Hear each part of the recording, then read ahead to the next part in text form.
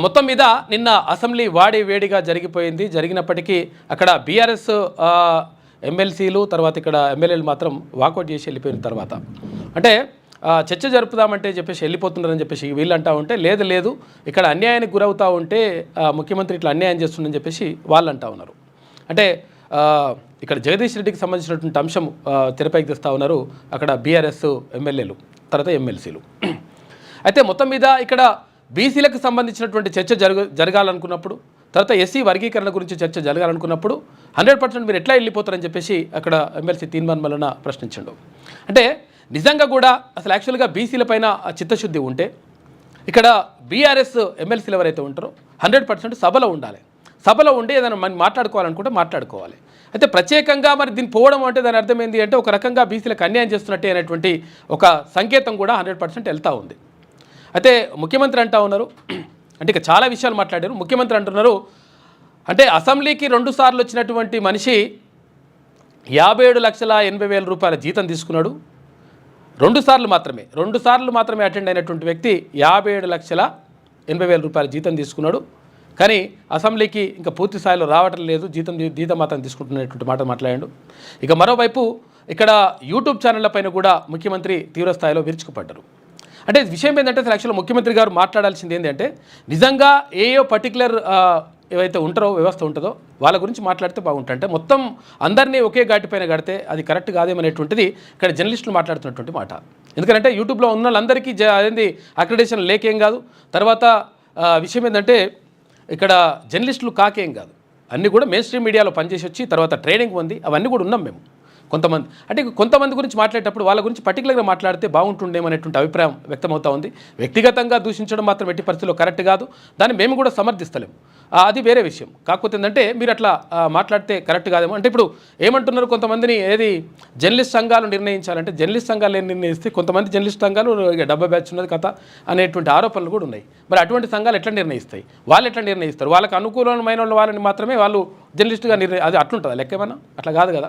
ఇక ఆ విషయం అంటే జర్నలిస్టుల్లో కొంతవరకు అది ఆందోళన కలిగిస్తూ ఉంది. ఎవరైతే మిమ్మల్ని పర్టికులర్గా టార్గెట్ చేసిండ్రో లేకపోతే మీ కుటుంబాన్ని అన్నారో అది ఎట్టి పరిస్థితుల్లో అది కరెక్ట్ కాదు, దాన్ని మేము కూడా సమర్థిస్తలేము. కాకపోతే అంటే అది కరెక్ట్ కాదు. తర్వాత ఇంకా చాలా విషయాలు మాట్లాడుకున్నారు. తర్వాత బడ్జెట్కి సంబంధించి కానీ తర్వాత బీసీ సప్లాన్కి సంబంధించి తీర్మాన్ మల్లన లేవనెత్తినటువంటి ప్రశ్నకు ముఖ్యమంత్రి సమాధానం ఇస్తూ 100% బీసీ సప్లాన్ను తీసుకురావాల్సిన అవసరం ఉంది. అయితే ఇక్కడ ఎస్సీ ఎస్టీలకు సంబంధించి వాళ్ళకు సప్లాన్ ఉంది, తర్వాత కేటాయింపులు అనేటువంటివి జరుగుతూ ఉన్నాయి. కాకపోతే ఏంటంటే అవి పూర్తి స్థాయిలో ఖర్చు అవుతున్నాయా లేదనేటువంటి విషయం మరొక రకమైనటువంటి చర్చ. ఇవన్నీ కూడా చాలా విషయాలు ఉన్నాయి, మనం మాట్లాడుకుందాం. ఇక మార్నింగ్ న్యూస్లో ముందుగా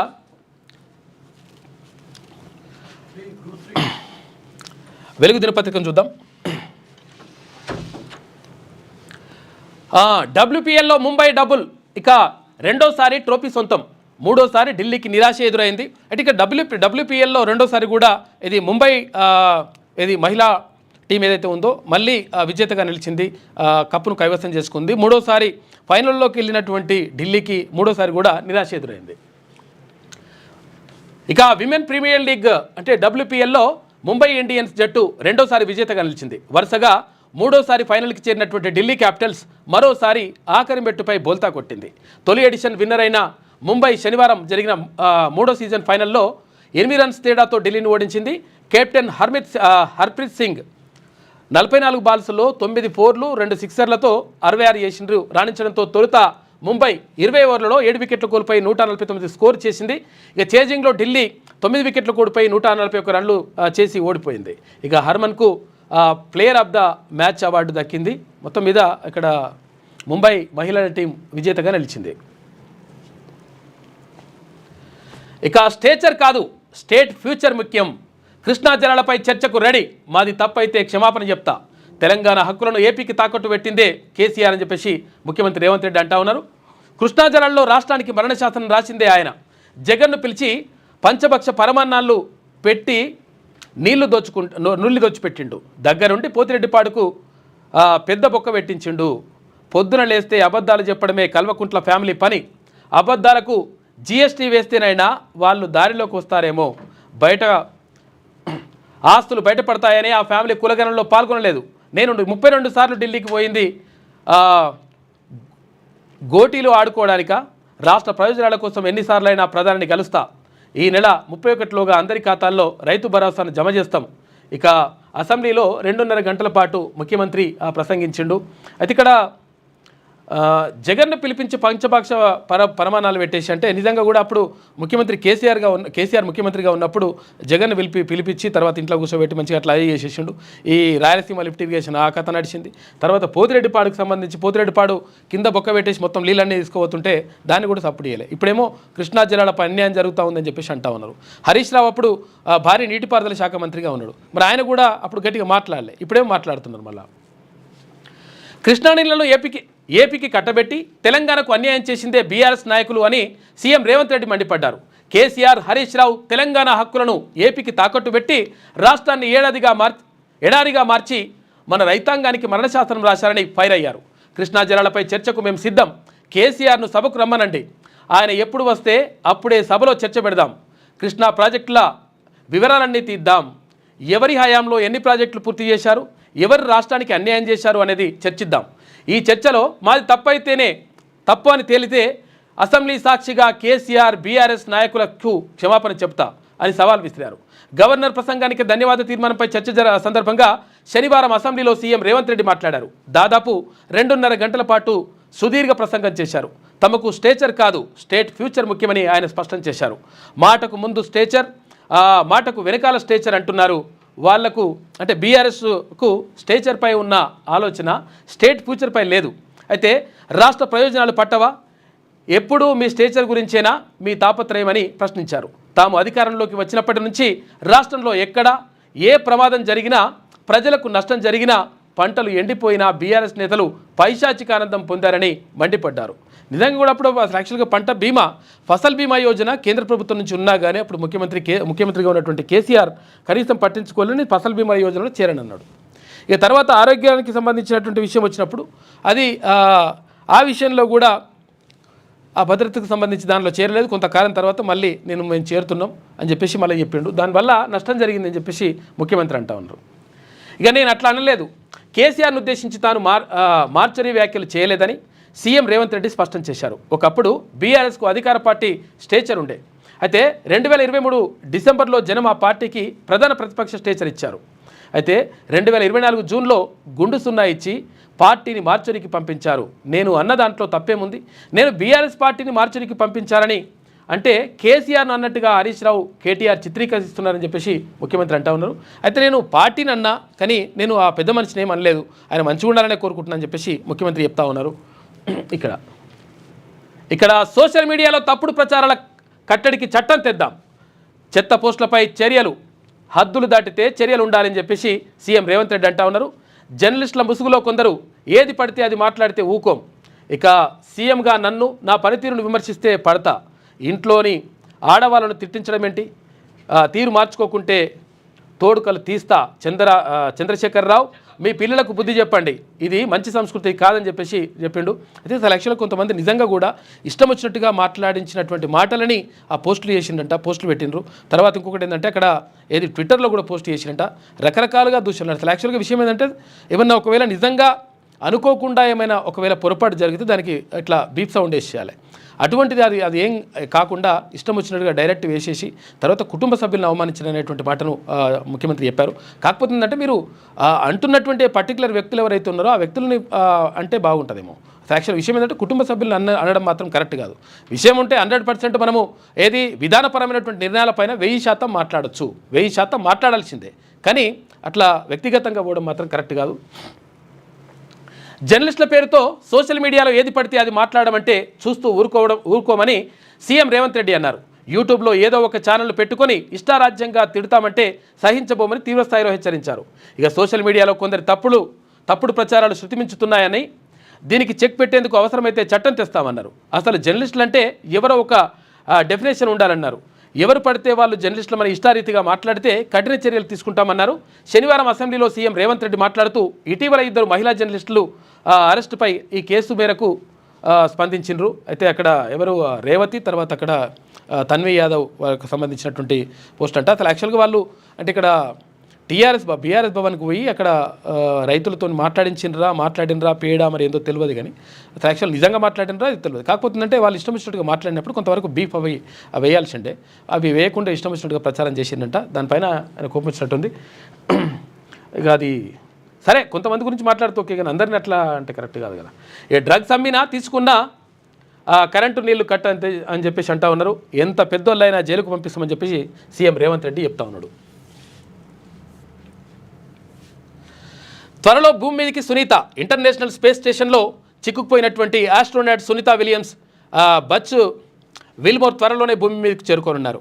వారిద్దరిని తిరిగి తీసుకొచ్చేందుకు నాసా తర్వాత ఎలన్ మస్క్కు చెందినటువంటి స్పేస్ ఎక్స్ కంపెనీ కలిసి క్రూ 10 మిషన్ చేపట్టిందంట.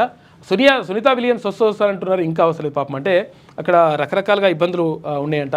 అంటే 7 రోజుల పాటు అసలు యాక్చువల్గా అంతరిక్షంలో తిరిగి ఇక్కడికి రావాల్సి ఉండే, 8 నెలలైనా ఇప్పటివరకు ఇంకా తిరిగి రాలేదు.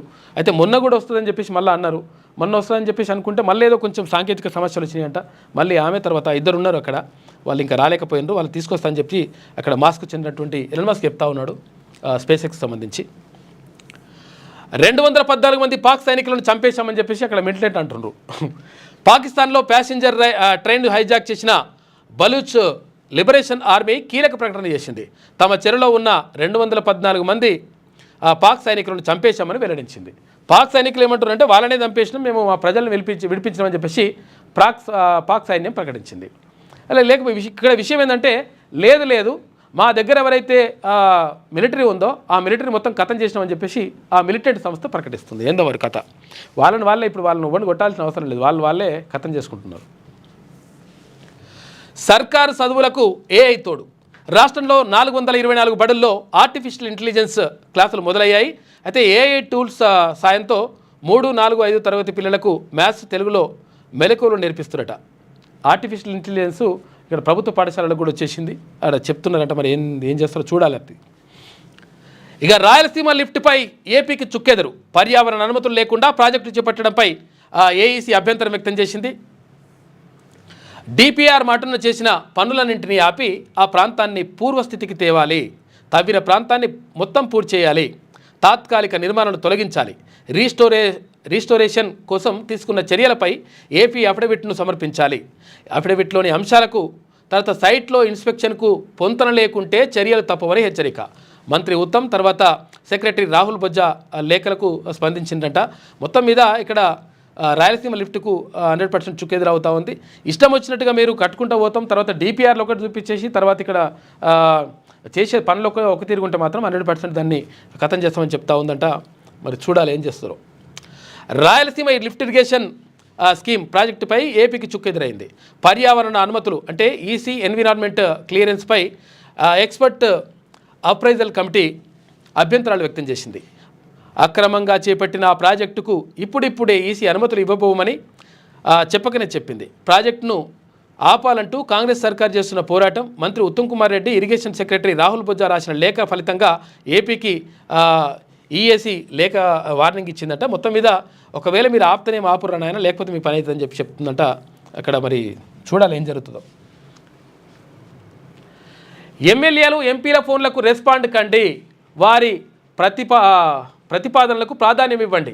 కలెక్టర్లకు, ఎస్పీలకు, ఇతర ఉన్నతాధికారులకు సీఎం ఆదేశాలు జారీ చేసిండ్రు. జిల్లాల్లో కోఆర్డినేషన్ మీటింగులు పెట్టాలని మంత్రులకు సూచన.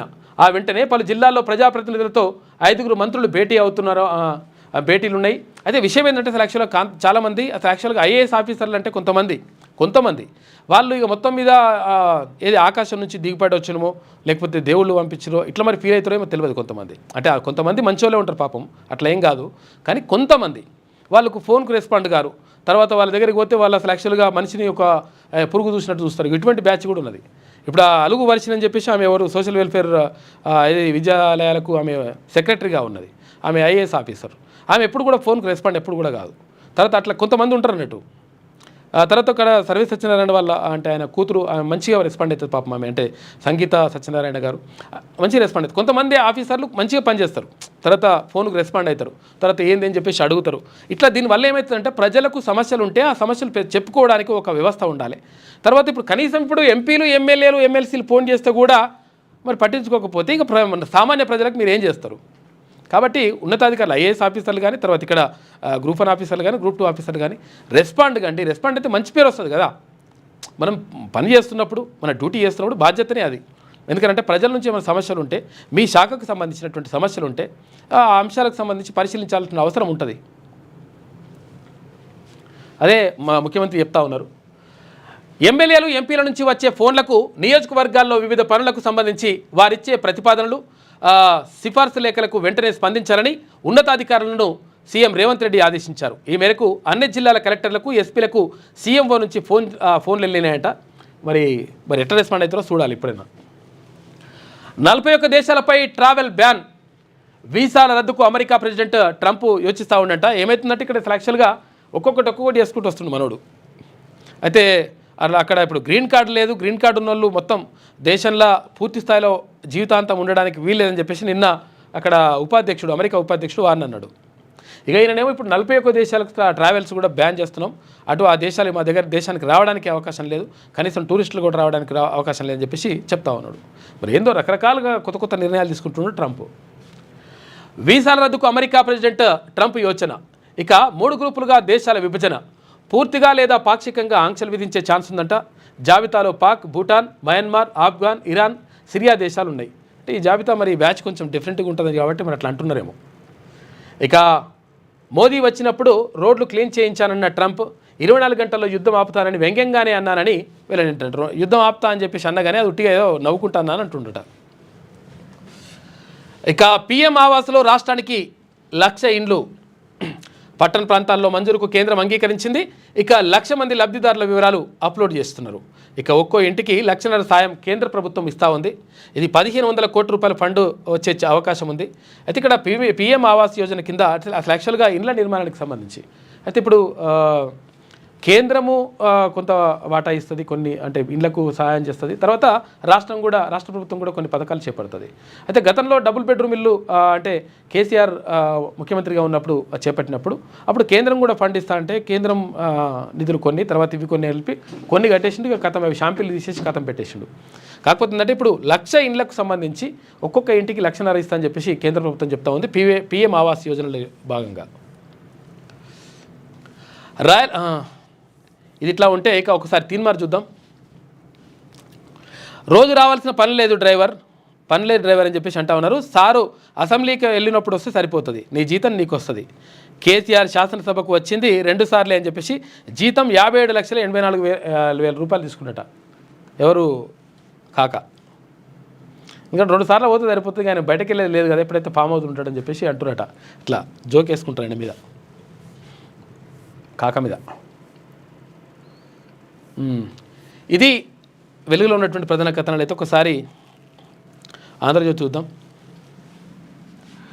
కేసీఆర్ నీ కుటుంబాన్ని అదుపులో పెట్టుకో, సహనం నశించిందంటే మా వాళ్ళు గుడ్డలుడి తీసుకొడతారు. ఆడవాళ్ళపై పెయిడ్ ఆర్టిస్టులతో నీచ భాష మాట్లాడిస్తారా? తెలంగాణలో ఎప్పుడూ లేని పైశాచిక సంస్కృతి తెచ్చారు. సమాజానికి ఇదో చీడపురుగులా మారే ప్రమాదం. సోషల్ మీడియా నియంత్రణకు అవసరమైతే చట్టం, జర్నలిస్టు ముసిగేసిన క్రిమినల్గానే పరిగణిస్తామని చెప్పి అంటా ఉన్నారు. అసెంబ్లీలో సీఎం రేవంత్ రెడ్డి ఫైర్ అయ్యిండు. దుబాయ్ గుట్టు దగ్గర తన దగ్గర ఉందని చెప్పేసి హెచ్చరిక. ఇక్కడ దుబాయ్లో జరిగినటువంటి సంఘటన ఏంది, ఆయన నిర్మాత చనిపోయిండు. ఆ నిర్మాత చనిపోతే ఆ నిర్మాతకు తర్వాత కేటీ రామారావుకు సంబంధాలు ఉన్నాయని చెప్పేసి తర్వాత వీళ్ళు అక్కడ వ్యాపారం చేశారని చెప్పేసి తర్వాత అక్కడ కనీసం అక్కడి నుంచి ఇక్కడికి డెడ్ బాడీని కూడా తీసుకురావడానికి ప్రయత్నం చేయలేదని చెప్పేసి ఆరోపణలు వస్తూ ఉన్నాయి. అయితే ఈ నేపథ్యంలో నిన్న ముఖ్యమంత్రి మాట్లాడాడు. దానికి సంబంధించినటువంటి ఆధారాలు చాలా నా దగ్గర ఉన్నాయని చెప్పేసి చెప్తా ఉన్నారు ఆయన. ఇక రెండోసారి నేనే సీఎం, మొన్నటి ఎన్నికల్లో బీఆర్ఎస్పై వ్యతిరేకతతో మాకు ఓటేశారు, రెండోసారి మాపై ప్రేమతో ఓటేస్తారు, నిజం చెప్పడానికి అప్పుల వెల్లడి అని చెప్పేసి సీఎం అంటా ఉన్నాడు. ఇవాళ స్టేషన్ గన్పూర్కు రేవంత్ రెడ్డి వివిధ అభివృద్ధి కార్యక్రమాలకు శంకుస్థాపన చేస్తారంటే ఇలా పాత అప్పులకే 1,00,000 కోట్లు. కేసీఆర్ చేసిన అప్పులు తర్వాత వడ్డీల కోసం 1,53,359 కోట్ల రూపాయలు చెల్లించాం.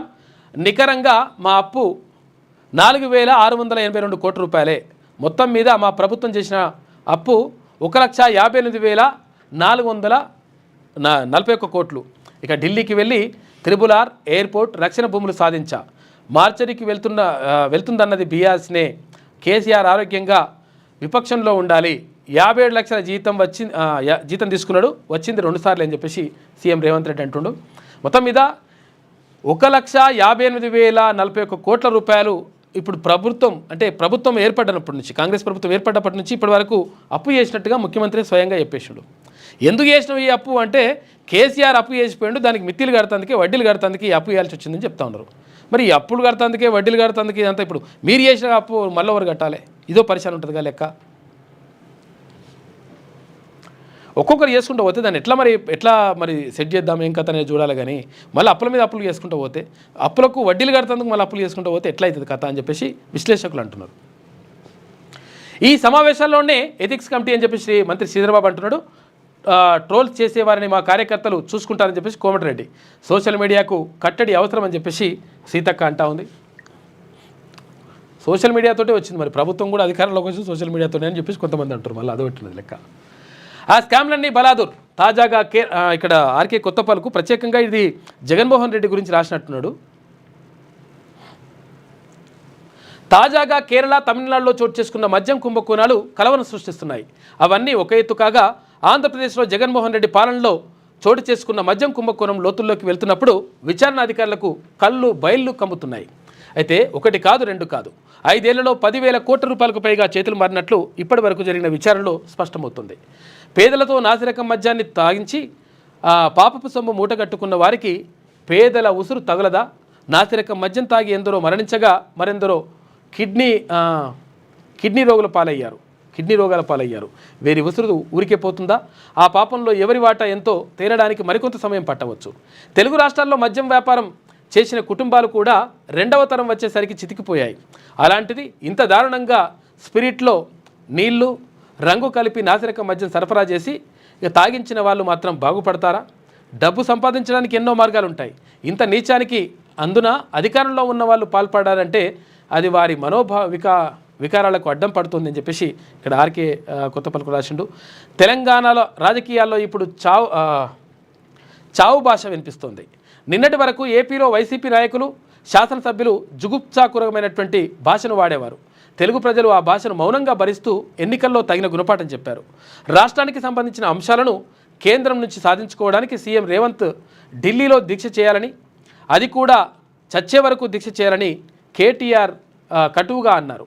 ఆమెను నిరాహార దీక్ష అనడం వేరు, చచ్చే వరకు దీక్ష అనడం వేరు.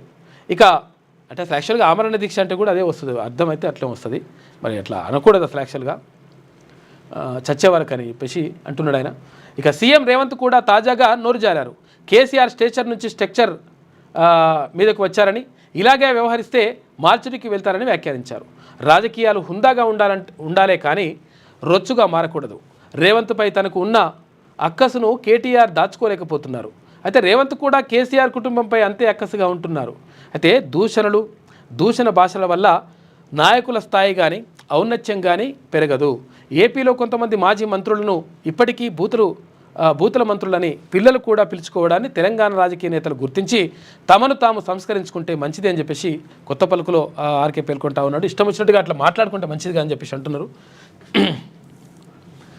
కాంగ్రెస్ వల్లే కృష్ణా జలాల్లో అన్యాయం. మరి మీరేం చేసిరాయా? మరి ఇప్పుడు మీరు మంత్రిగా ఉన్నారు, భారీ నీటిపారుదల శాఖ మంత్రిగా ఉన్నారు, 10 సంవత్సరాలు మీరే మంత్రిగా, 10 సంవత్సరాలు మీరు అధికారంలో ఉన్నారు. మరి ఏమైంది అప్పుడు? తేల్చేయాలిగా లెక్క. కృష్ణా జలాల్లో 811 టీఎంసీల నీళ్లుంటే అందులో 555 టీఎంసీలు తెలంగాణకు రావాల్సిన వాటా ఉంటే అందులో 299 టీఎంసీలే చాలని చెప్పేసి సంతకం పెట్టొచ్చుండు మీ మామ. నువ్వు కూడా అప్పుడు ఉన్నావు మనిషివి, మరి ఎందుకు మాట్లాడలేదని చెప్పేసి అడుగుతున్నారు ప్రజలు. సభలో మంత్రి ఉత్తమ్ వచ్చే అబద్ధాలు, మీడియాతో చిట్చాట్లో బీఆర్ఎస్ నేత హరీష్ అంటున్నాడు. ఇక తెలంగాణలో సంగీత దర్శకులు లేరా?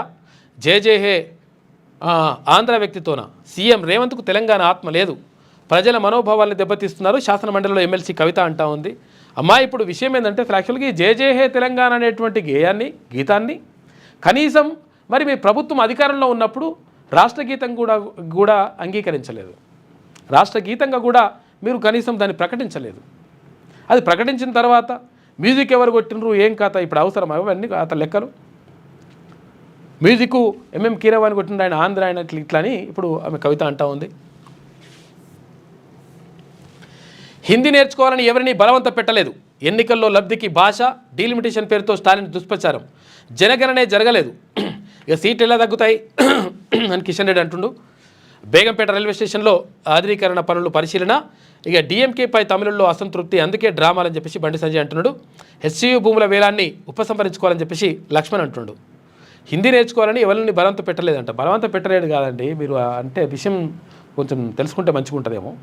విషయం ఏంటంటే ఆల్రెడీ త్రిభాషా సూత్రం అనేటువంటిది ఉంది పాఠశాల విద్యలో. అంటే జాతీయ విద్యా విధానం ప్రకారం త్రిభాషా సూత్రంలో 3 భాషలు నేర్చుకోవాలనేటువంటి ఒక రూల్ పెట్టినరు. రూల్ లేదంటే ఎట్లా? ఆ రూల్ ద్వారా ఏమవుతుంది, ఇప్పుడు మన తెలుగు రాష్ట్రాల్లో తెలుగు మాతృభాషని, ఆ తర్వాత ద్వితీయ భాషగా హిందీని, తృతీయ భాషగా ఇంగ్లీష్ నేర్చుకోవాల్సి అవసరం ఉంది అని చెప్పేసి క్లియర్గా పెట్టేసినారు. అది ఉన్నది. అది లేదంటే ఎట్లా? తర్వాత ఇప్పుడు ఇంకోటి ఏంటంటే, మరి నిజంగా ఒకవేళ మరి అన్ని రాష్ట్రాల్లో కూడా దేశంలో అంతటా కూడా త్రిభాషా సూత్రం అమలు చేయాలి కదా. మరి అక్కడ హిందీ మాట్లాడేటువంటి భాష మాతృభాషగా ఉన్నటువంటి రాష్ట్రాల్లో హిందీ ఇంగ్లీష్ మాత్రమే వాళ్ళు నేర్చుకుంటారు. మరి తెలుగు కానీ తమిళం కానీ లేకపోతే ఇక్కడ ఉన్నటువంటి ఇంకొక భాష నేర్చుకోవాలి కదా. మరి ఎందుకు నేర్చుకుంటలేదు అనేటువంటిది ఇక్కడ ప్రశ్న. తమిళులు దాన్ని వ్యతిరేకిస్తూ ఉన్నారు.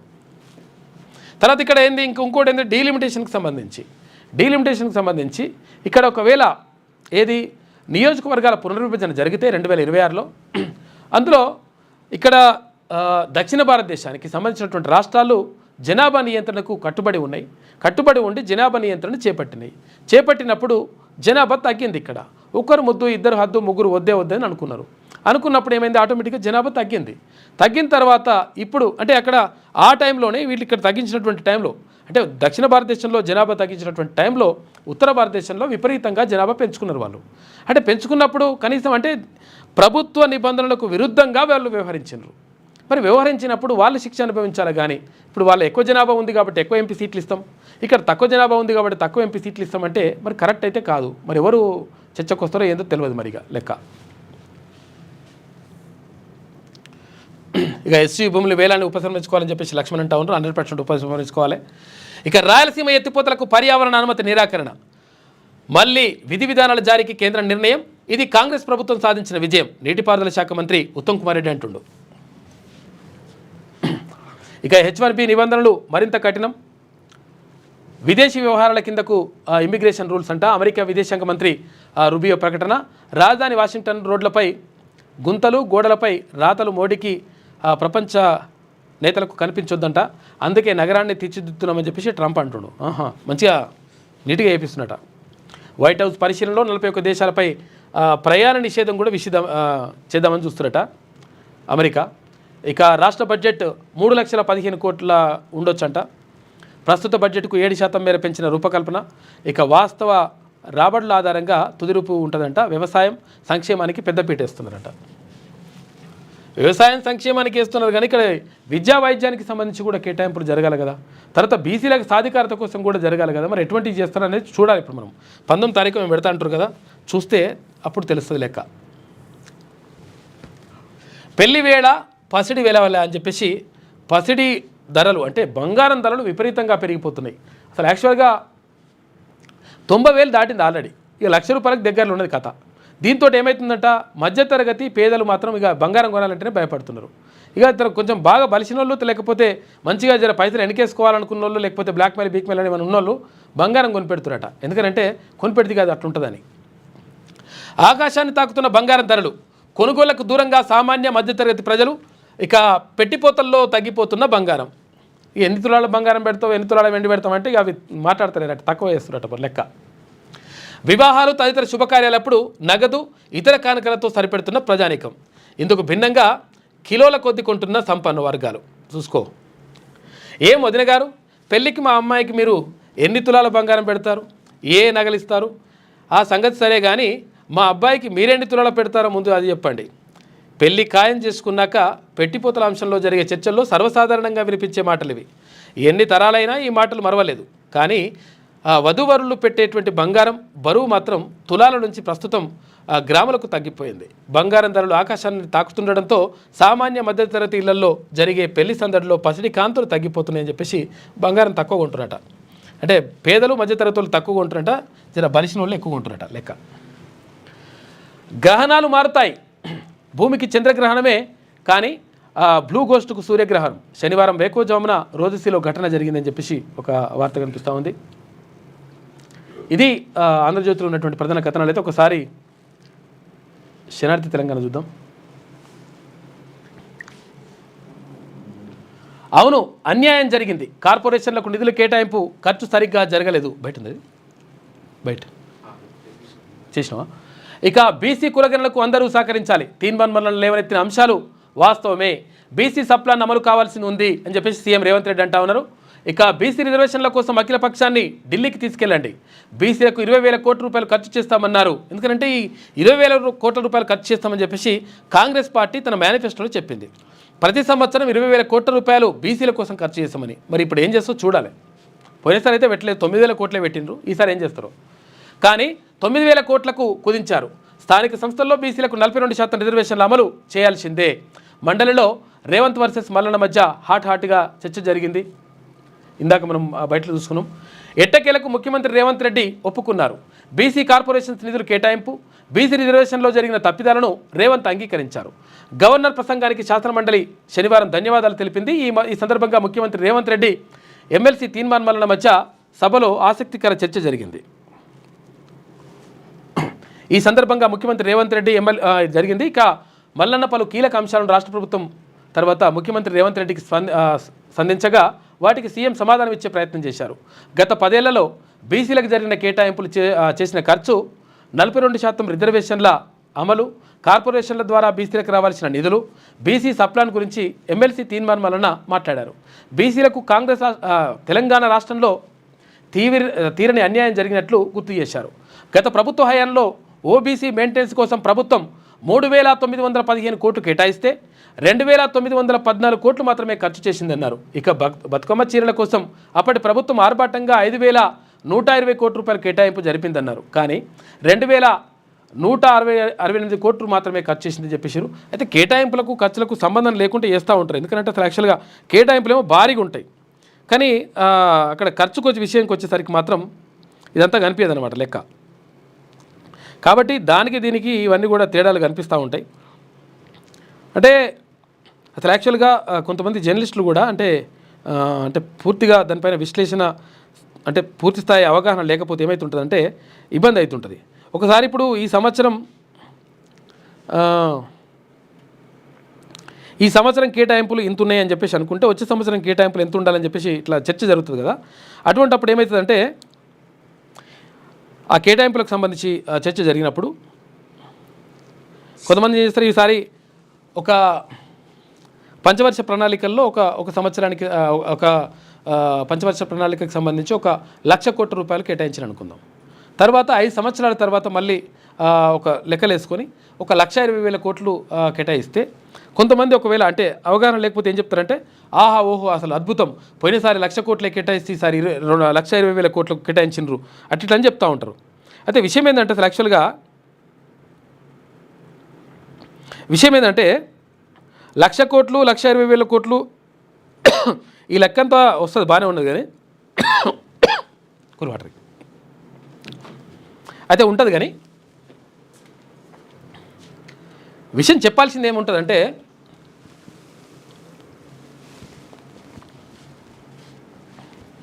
ఈ 5 సంవత్సరాలు అంటే ఇప్పుడున్నటువంటి ధరలు ఎంత, బియ్యం ధర ఎంత ఉంది, ఉప్పు ధర ఎంత ఉంది, కూరగాయల ధర ఎంత ఉన్నాయి, ఇట్లా పరిస్థితులు ఏమున్నాయి, నూనె ధర ఎంత ఉన్నది, ఇప్పుడు ఎంత ఉంటుంది, ఒక 100 రూపాయలు ఉన్నదనుకో, 5 సంవత్సరాల తర్వాత దాని ధరలు ఎంత అవుతాయి? దాదాపు అంటే ఒక 50% పెరుగుతాయి. మరి పెరిగినప్పుడు కేటాయింపుల్లో కూడా అటువంటి కేటాయింపులు జరగాలి కదా అనేటువంటిది కరెక్ట్గా అంటే ఒక ఎనాలిసిస్ చేస్తే దానిపైన ఆర్థిక అంశాలపైన అవగాహన ఉన్నోళ్ళు అట్లా ఎనాలిసిస్ చేసేసి ఎస్ ఇప్పుడు 1,00,000 కోట్లు గతంలో 5 సంవత్సరాల క్రితం కేటాయిస్తే ఇప్పుడు 1,20,000 కోట్లు కేటాయించారంటే అంటే తక్కువ కేటాయించినట్టే లెక్క. ఎందుకంటే అప్పుడున్నటువంటి 5 సంవత్సరాల కింద ఉన్నటువంటి ధరలు వేరు, ఇప్పుడున్నటువంటి ధరలు వేరు, అప్పుడున్నటువంటి పరిస్థితులు వేరు, ఇప్పుడున్నటువంటి పరిస్థితులు వేరు. కాబట్టి జరిగినటువంటి కేటాయింపుల్లో అన్యాయం జరిగిందనేటువంటి మాట వాళ్ళు చెప్పగలుగుతారు. ఒకవేళ అదే అవగాహన లేకుండా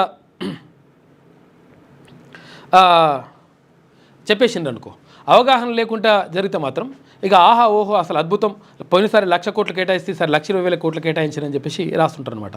కాబట్టి ఇట్లా దీనిపైన ఏది బడ్జెట్ కేటాయింపులపైన ఒక అవగాహన ఉంటే ఉంటుంది లెక్క. ఇదేనా రైతు సంక్షేమ రాజ్యం అంటే? 10 లక్షల ఎకరాల్లో పంటలు ఎండినాయి. అన్నదాతలను పాలకులు పట్టించుకోవట్లే.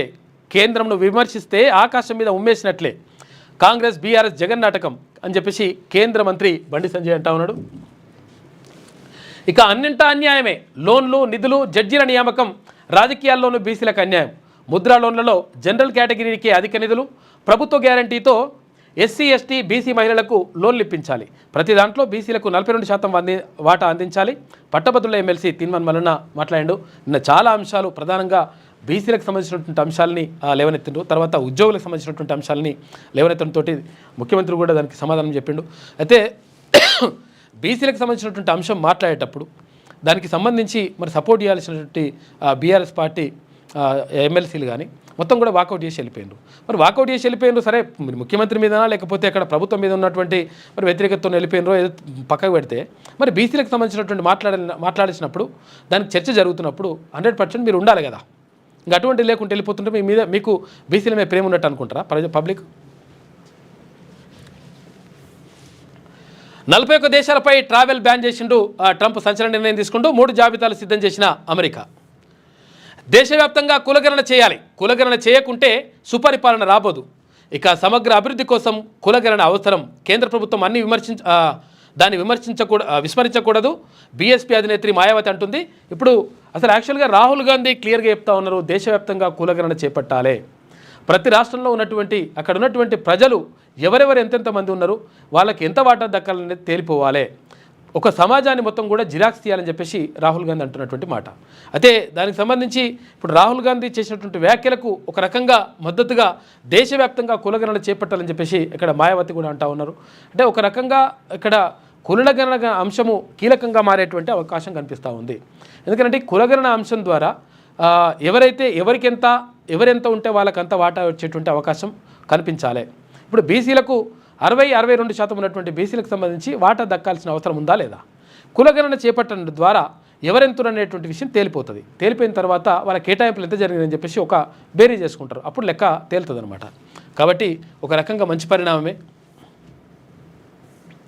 కేసీఆర్పై అనుచిత వ్యాఖ్యలు చేస్తే ఊరుకోం. బీఆర్ఎస్ ఎమ్మెల్యే మర్రి రాజశేఖర్ రెడ్డి మల్కాజ్గిరిలో సీఎం రేవంత్ రెడ్డి దిష్టిబొమ్మ దగ్ధం చేసిరట. ఇక జగదీష్ రెడ్డి సస్పెన్షన్ ఎత్తివేయాలి. స్పీకర్తో ఆయన అమర్యాదగా మాట్లాడలేదంట. స్పీకర్ అంటే మాకంతా ఎంతో గౌరవం. బీఆర్ఎస్ ఎమ్మెల్యే తన్నీరు హరీష్ రావు అంటుండు. మాటల యుద్ధం. అసెంబ్లీలో ఇరిగేషన్పై వాడివేడి చర్చ. అవును కానీ ఇదేదో ఆరోపణలు వస్తూ ఉన్నాయి, మరి ఏందో అసలు చూడాలి ఒకసారి.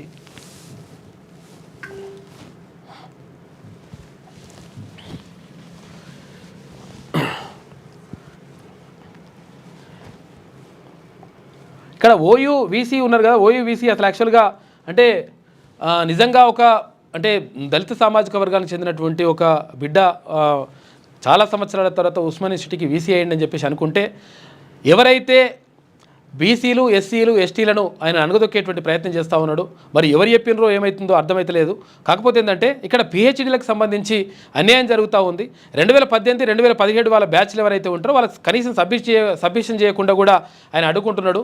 ఇష్టం వచ్చినట్టుగా నేను చెప్పిందే రూలు, తర్వాత ఇక్కడ ధర్నాలు చేయొద్దు, రస్తారో ఇవేం చేయొద్దు, ఇటువంటి ఏం కార్యక్రమాలు చేయొద్దని చెప్పేసి ఇట్లా ఇస్తూ ఉన్నారంట. దీనిపైన నిరసనలు వ్యక్తం అవుతూ ఉన్నాయి. ఓయూవీసీ గారు ఆలోచించుకుంటే మంచిగా ఉంటుంది లెక్క. ఎందుకనంటే విద్యార్థులకు ఫ్రెండ్లీగా ఉండాలి. ఇప్పుడు పరిశోధనలు చేస్తే ఇప్పుడు నీకేం పోయింది? ఇప్పుడు ఒక విషయం ఏంటంటే 2 సంవత్సరాలు కోవిడ్ వచ్చినప్పుడు మొత్తం కూడా ఆగిపోయింది. మొత్తం అంతా అక్కడ ఉస్మానియా యూనివర్సిటీ బంద్ అయిపోయి హాస్టళ్ళు లేవు. తర్వాత అక్కడ పరిశోధన చేయడానికి అవకాశం లేదు. తర్వాత గైడ్ దగ్గరికి వెళ్ళేటువంటి అవకాశం కూడా లేదు. ఒకరినొకరు కలుసుకునే పరిస్థితి లేదు. అటువంటప్పుడు ఆ 2 సంవత్సరాలు అక్కడనే పోయింది. మరి పోయిన టైం కనీసం ఇవ్వాల్సినటువంటి అవసరం ఉంటుంది కదా. మరి అది లేకుండా ఇష్టం వచ్చినట్టుగా టైం అయిపోయింది, మేము అట్లా చూస్తాం ఇట్లా చేస్తామని చెప్పేసి ఓయూవీసీ మాట్లాడుతున్నట. తర్వాత ఇంకొకటి ఏంటంటే అక్కడ ధర్నాలు చేయొద్దు, తర్వాత ఎటువంటి నిరసనలు చెప్పొద్దు, ఇట్లా చెప్పితే మేము క్రిమినల్ కేసులు పెడతాం. ఎక్కడి నుంచి వచ్చారు మీరు ఎక్కడ చదువుకుంది? యూనివర్సిటీలో చదువుకోలేదా? చదువుకున్నప్పుడు ఎటువంటి ఉద్యమాలు జరగలేదా? సమాజంలో జరుగుతున్నటువంటి పరిస్థితులపైన స్పందించాల్సిన అవసరం లేదా? తర్వాత స్కాలర్స్కు తర్వాత ఇంకా మీరు ఏమి ఇస్తున్నారు? స్కాలర్స్ ఏమన్నా ఫెలోషిప్ ఇస్తున్నారు ఏమన్నా? కేసీఆర్ గవర్నమెంట్ ఉన్నప్పటి నుంచి అంటే 10 సంవత్సరాల నుంచి ఇప్పుడు 11, 12 సంవత్సరాలు అవుతుంది. కనీసం ఎవరికి ₹1 కూడా ప్రభుత్వం నుంచి వచ్చింది లేదు కదా. ఏది వాళ్ళకేం అది అది ఇస్తలేవు కదా, ఫెలోషిప్లు అయితే లేవు కదా. మరి ఫెలోషిప్లు లేవు, మరి ఒకవేళ నీకు హాస్టల్లే ఖాళీ అనుకుంటే 5 సంవత్సరాల వరకు హాస్టల్ ఉంటుంది ఆయన, తర్వాత ఉండదని చెప్పండి, అది సరిపోతుంది. కానీ ఇష్టం వచ్చినట్టుగా మేము ఇష్టం వచ్చినట్టుగా వ్యవహరిస్తాం, మీకు మొత్తం క్యాన్సల్ చేసి పడేస్తామంటే, ఇప్పుడు చదువుకుంటే గవర్నమెంట్ విశ్వవిద్యాలయాలు చదువుకునే వాళ్ళే పేద విద్యార్థులు చదువుకుంటారు, అందులో బీసీ ఎస్సీ ఎస్టీలు వీళ్ళే చదువుకుంటారు ఎక్కువ. మరి వాళ్ళకి అన్యాయం చేస్తా అని చెప్పేసి మీరు నిన్ను తీసుకొచ్చి పెడితే నువ్వే అన్యాయం చేస్తే మరి ఇదేందని చెప్పేసి విద్యార్థులు అడుగుతున్నారు. చూసుకొని ఒకసారి ముసుకుంటే మంచిగా ఉంటుంది వీసీ దీనిపైన.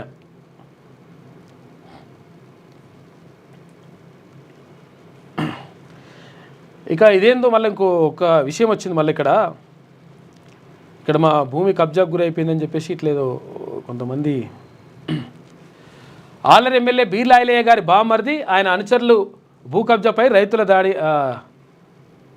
రైతుపై దాడి అని చెప్పేసి ఒక మరి వార్త వస్తుంది. ఇందులో ఎంతవరకు ఉందో మరి చూడాలి. రాజపేట మండలం రఘునాథపురం గ్రామంలోని మిరాల పద్మ భర్త నరసయ్య గారి భూమి కబ్జా చేసి గత కొంతకాలంగా ఆ కుటుంబాన్ని వేధిస్తున్న బీర్ల ఐలయ్య బామ్మర్ది అని చెప్పేసి అంటున్నారు ఆయన. మరి ఆయన్నే కాదు, ఒకసారి వెరిఫై చేసుకోవాలి. ఎర్ర ఐలయ్య మల్లాపురం మరియు ఉదయ్ రెడ్డి వెంకటాపురం. గత కొన్ని రోజుల క్రితం ఎర్ర ఐలయ్య మరియు ఉదయ్ రెడ్డి దాదాపు 20 మంది కిరాయి గుండాలను తీసుకొచ్చి రైతు తలపై రక్తస్రావం వచ్చేలా గాయపరచడం జరిగింది. అంతేకాకుండా భూమిలోని అక్రమంగా చొరబడి కడీలు పాతి పశువులు మేసే పశుగ్రాసాన్ని జేసీబీతో తొలగించి అవి నీరు తాగకుండా బావిలోని మోటార్లు తీసేసి నానా బీభత్సం చేయడం జరిగింది. ఇంత జరుగుతున్నా స్థానిక పోలీసులు పట్టించుకోకపోవడంతో వెంటనే డీసీపీ గారిని కలిసి విన్నవించుకోవడంతో వారిపై కేసులు నమోదు చేసిరట. మరి వారు చేస్తున్నటువంటి అరాచకం తట్టుకోలేక మిరాల పద్మ పురుగుల మందు తాగి హాస్పిటల్లో చేరడం కూడా జరిగిందంట. మరి ఏందో పాపం చూడండి, మరి ఏందో ఎమ్మెల్యే గారు ఆలేరు ఎమ్మెల్యే గారి మీద ఇప్పుడు ఆరోపణలు వస్తూ ఉన్నాయి, మరి మీ బామర్ది చేస్తున్నటువంటి ఆరోపణలు వస్తున్నాయి చూడండి. మరి ఇది పురుగుల మందు తాగి హాస్పిటల్లో చేయడం జరిగింది. అంతేకాకుండా పోలీసులు మాపై కౌంటర్ కేసులు పెట్టి పోలీస్ స్టేషన్ చుట్టూ తిప్పడం జరుగుతుంది. స్థానిక ఎమ్మెల్యే గారిని గెలిపించింది తమ బంధువులు అనుచరులు పేద ప్రజల భూములు కబ్జా చేసి దాడులు చేయడానిక? అధికార పార్టీ అండదండలతో రెచ్చిపోతున్న భూమాఫియా ఆగడాలను వెంటనే ఆపకపోతే మా కుటుంబం మొత్తం చావడానికైనా సిద్ధపడతాం. దీనిపై వెంటనే స్పందించాలి, విచారణ జరిపించి మాకు తగు న్యాయం చేయాలని చెప్పేసి కోరుతున్నామని చెప్పేసి అంటున్నారు. మరి ఏందో కథ ఇగో. నా పేరు మిరియాల ప్రసాద్, మాది రంగనాథపురం గ్రామం. నేను మా నాన్నగారి పేరు మీద ఉన్నటువంటి భూమిలో షెడ్ వేసుకొని నాకు తెలివి వచ్చినప్పటి నుంచి నేను వ్యవసాయం చేసుకుంటూ జీవిస్తున్నాను. కొన్ని నెలల క్రితం ఈ ఉదయ్ రెడ్డి మరియు ఎర్ర ఐలయ్య అనే ఇద్దరు వ్యక్తులు మరి కొంతమంది వచ్చి నన్ను కొన్ని నెలల నుంచి ఇబ్బంది పెడుతున్నారు. మా నాన్నగారు సంపాదించిన భూమిలో నేను షెడ్ వేసుకొని ఆవులు పెట్టుకొని నేను జీవిస్తున్నాను. రీసెంట్గా కొన్ని రోజుల క్రితం ఈ ఉదయ్ రెడ్డి మరియు ఎర్ర ఐలయ్యకు సంబంధించిన వ్యక్తులు వచ్చి ఒక 20 మంది వచ్చి మమ్మల్ని కొట్టి మా అన్నపై దాడి చేసి రక్తస్రావం జరిగింది. మేము హాస్పిటల్కి వెళ్ళిన తర్వాత ఈ ఇష్టం వచ్చినట్టు ఈ కడీలు నాటుకోవడం జరిగింది. దాని తర్వాత మేము లోకల్ పోలీసులకు సంప్రదించిన ఎటువంటి న్యాయం జరగలేదు. దాని తర్వాత మేము డీసీపీ గారిని కలవడం జరిగింది. డీసీపీ గారు ఆదేశాల మేరకు అప్పటి లోకల్ ఇన్ఛార్జ్ ఎస్ఐ తుర్గపల్లి ఎస్ఐ గారు ఆదేశాల మేరకు రాజపేట ఏఎస్ఐ గారు కేసు ఫైల్ చేయడం జరిగింది.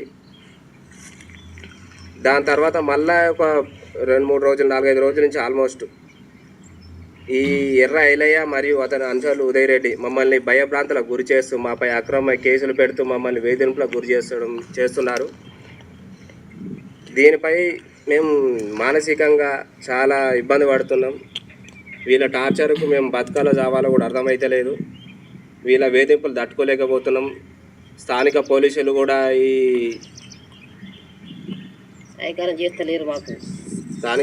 కూడా ఎటువంటి న్యాయం చేస్తలేరు. దీనిపై ఇప్పుడు మేము ఎమ్మెల్యే గారిని కలుద్దామన్నా కూడా ఎమ్మెల్యే సొంత బామ్మర్ది కాబట్టి అక్కడ కూడా మాకు ఏం న్యాయం జరగదో తెలియదు. గతంలో కూడా మేము ఎమ్మెల్యే గారిని కలవడానికి ప్రయత్నం చేసినాం. అక్కడ కూడా ఎటువంటి అవకాశం లేకుండా చేసిండ్రు. దీనిపై వెంటనే ఎమ్మెల్యే గారు కొంచెం స్పందించి దీనిపై విచారణ జరిపి న్యాయం చేయాలని కోరుతున్నాం. ఎమ్మెల్యే వాళ్ళ బామ్మర్దే అంటున్నారు మరి మాట్లాడుకొని చెప్తాను వీళ్ళు వస్తారు ఇట్లనే ఎంతమంది తీసుకొస్తారు కడిగేశారు ఈ బాధలు మేము భరించాలి మమ్మల్ని చంపుతారా సంపూలు గడిచి కింది లేకుండా చిప్పలు లేకుండా పొలిషన్ కొని తిప్పుతారు మమ్మల్ని మమ్మల్ని చంపుతారా మమ్మల్ని చంపుది ఈ డబ్బా మంది అది చాపమంటారా చెప్పండి అట్లా కాదు సార్ చస్తాం నేను చేస్తాను చస్తాం చచ్చి పేరు మీద నేను చేస్తాను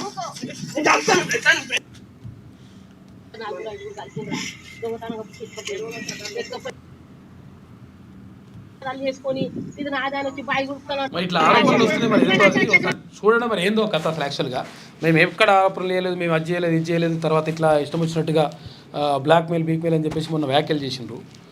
ఈ నేపథ్యంలో ఉన్నాయి ఇప్పుడు ఇటువంటివి ఉన్నాయి. మరి మరి వీటిపైన మాట్లాడాలి కదా. మరి మీ బామ్మర్ది అనేటువంటి ఆరోపణలు వస్తున్నాయి, దానిపైన సమాధానం చెప్పండి. పాపం పురుల మంద ఆగింది ఆమె. సార్ ఆమె మంద ఆగింది, ఆల్రెడీ కింద పడింది.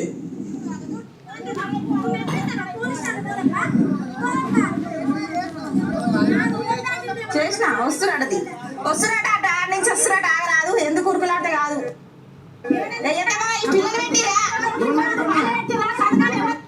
మరి ఇదేందో మరి చూడండి ఒకసారి ఏంది పరిస్థితి ఏంది అసలు యాక్చువల్గా ఎటువంటి జరగలేదు, ఆక్రమణ జరగలేదు అంటే మీ పేరు చెప్పి చేస్తున్నాడు. మరి బామ్మర్ది చేస్తున్నాడు అని చెప్పేసి ఆరోపణలు వస్తున్నాయి. బీర్లైలే దీనిపైన మరి ఏమంటాడో చూడాలి. మరి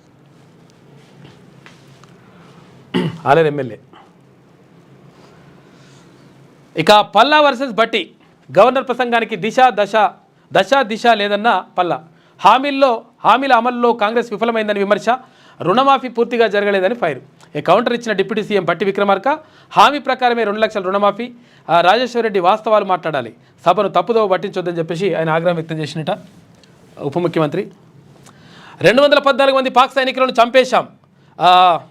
BLA సంచలన ప్రకటన. తామిచ్చిన గడువు ముగిసినందునే ఈ నిర్ణయం తీసుకున్నట్లుగా చెప్పినట. ఇక వాళ్ళు మిలిటరీని చంపేస్తున్నారు. చూసుకోరు ఎట్లున్నది లెక్క పాకిస్తాన్లో. తమ ఆధీనంలో ఉన్న 214 మంది పాక్ సైనికులను చంపేసినట్లు బెలూచిస్తాన్ లిబరేషన్ ఆర్మీ ప్రకటించింది. ఇక తమ డిమాండ్లకు పాకిస్తాన్ ప్రభుత్వం నుంచి సానుకూల నిర్ణయం రాకపోవడంతో బందీలుగా చిక్కిన పాక్ ఆర్మీ జవాన్లను చంపేసినట్లు BLA స్పష్టం చేసింది. ఈ మేరకు బెలూచ్ లిబరేషన్ ఆర్మీ శనివారం అంతర్జాతీయ మీడియాకు ప్రకటన విడుదల చేసిందట. మంచుకున్నారా నాయన మీరు కథ. కేసీఆర్పై అనుచిత వ్యాఖ్యలు చేస్తే ఊరుకోం. బీఆర్ఎస్ ఎమ్మెల్యే మరి రాజశేఖర రెడ్డి అంటా ఉన్నట. ఇక మాటల యుద్ధం. అసెంబ్లీలో ఇరిగేషన్పై వారివేడి చర్చ జరిగింది. పులిచింతలతో తెలంగాణకు నష్టం లేదన్న ఉత్తమ్. ఇక కృష్ణా జలాల్లో ఏపీకి 512 TMCలు ఇచ్చింది కేసీఆర్, హరీష్ రావే. తామే నీటి పంపకాల అంశం ఓపెన్ చేశామని వ్యాఖ్యలు. ఉత్తమ్ పచ్చి అబద్ధాలని చెప్పేసి హరీష్ రావు అంటుండు. ఇక కృష్ణా జలాల్లో తెలంగాణకు జరిగిన అన్యాయానికి కారణం కాంగ్రెస్సే.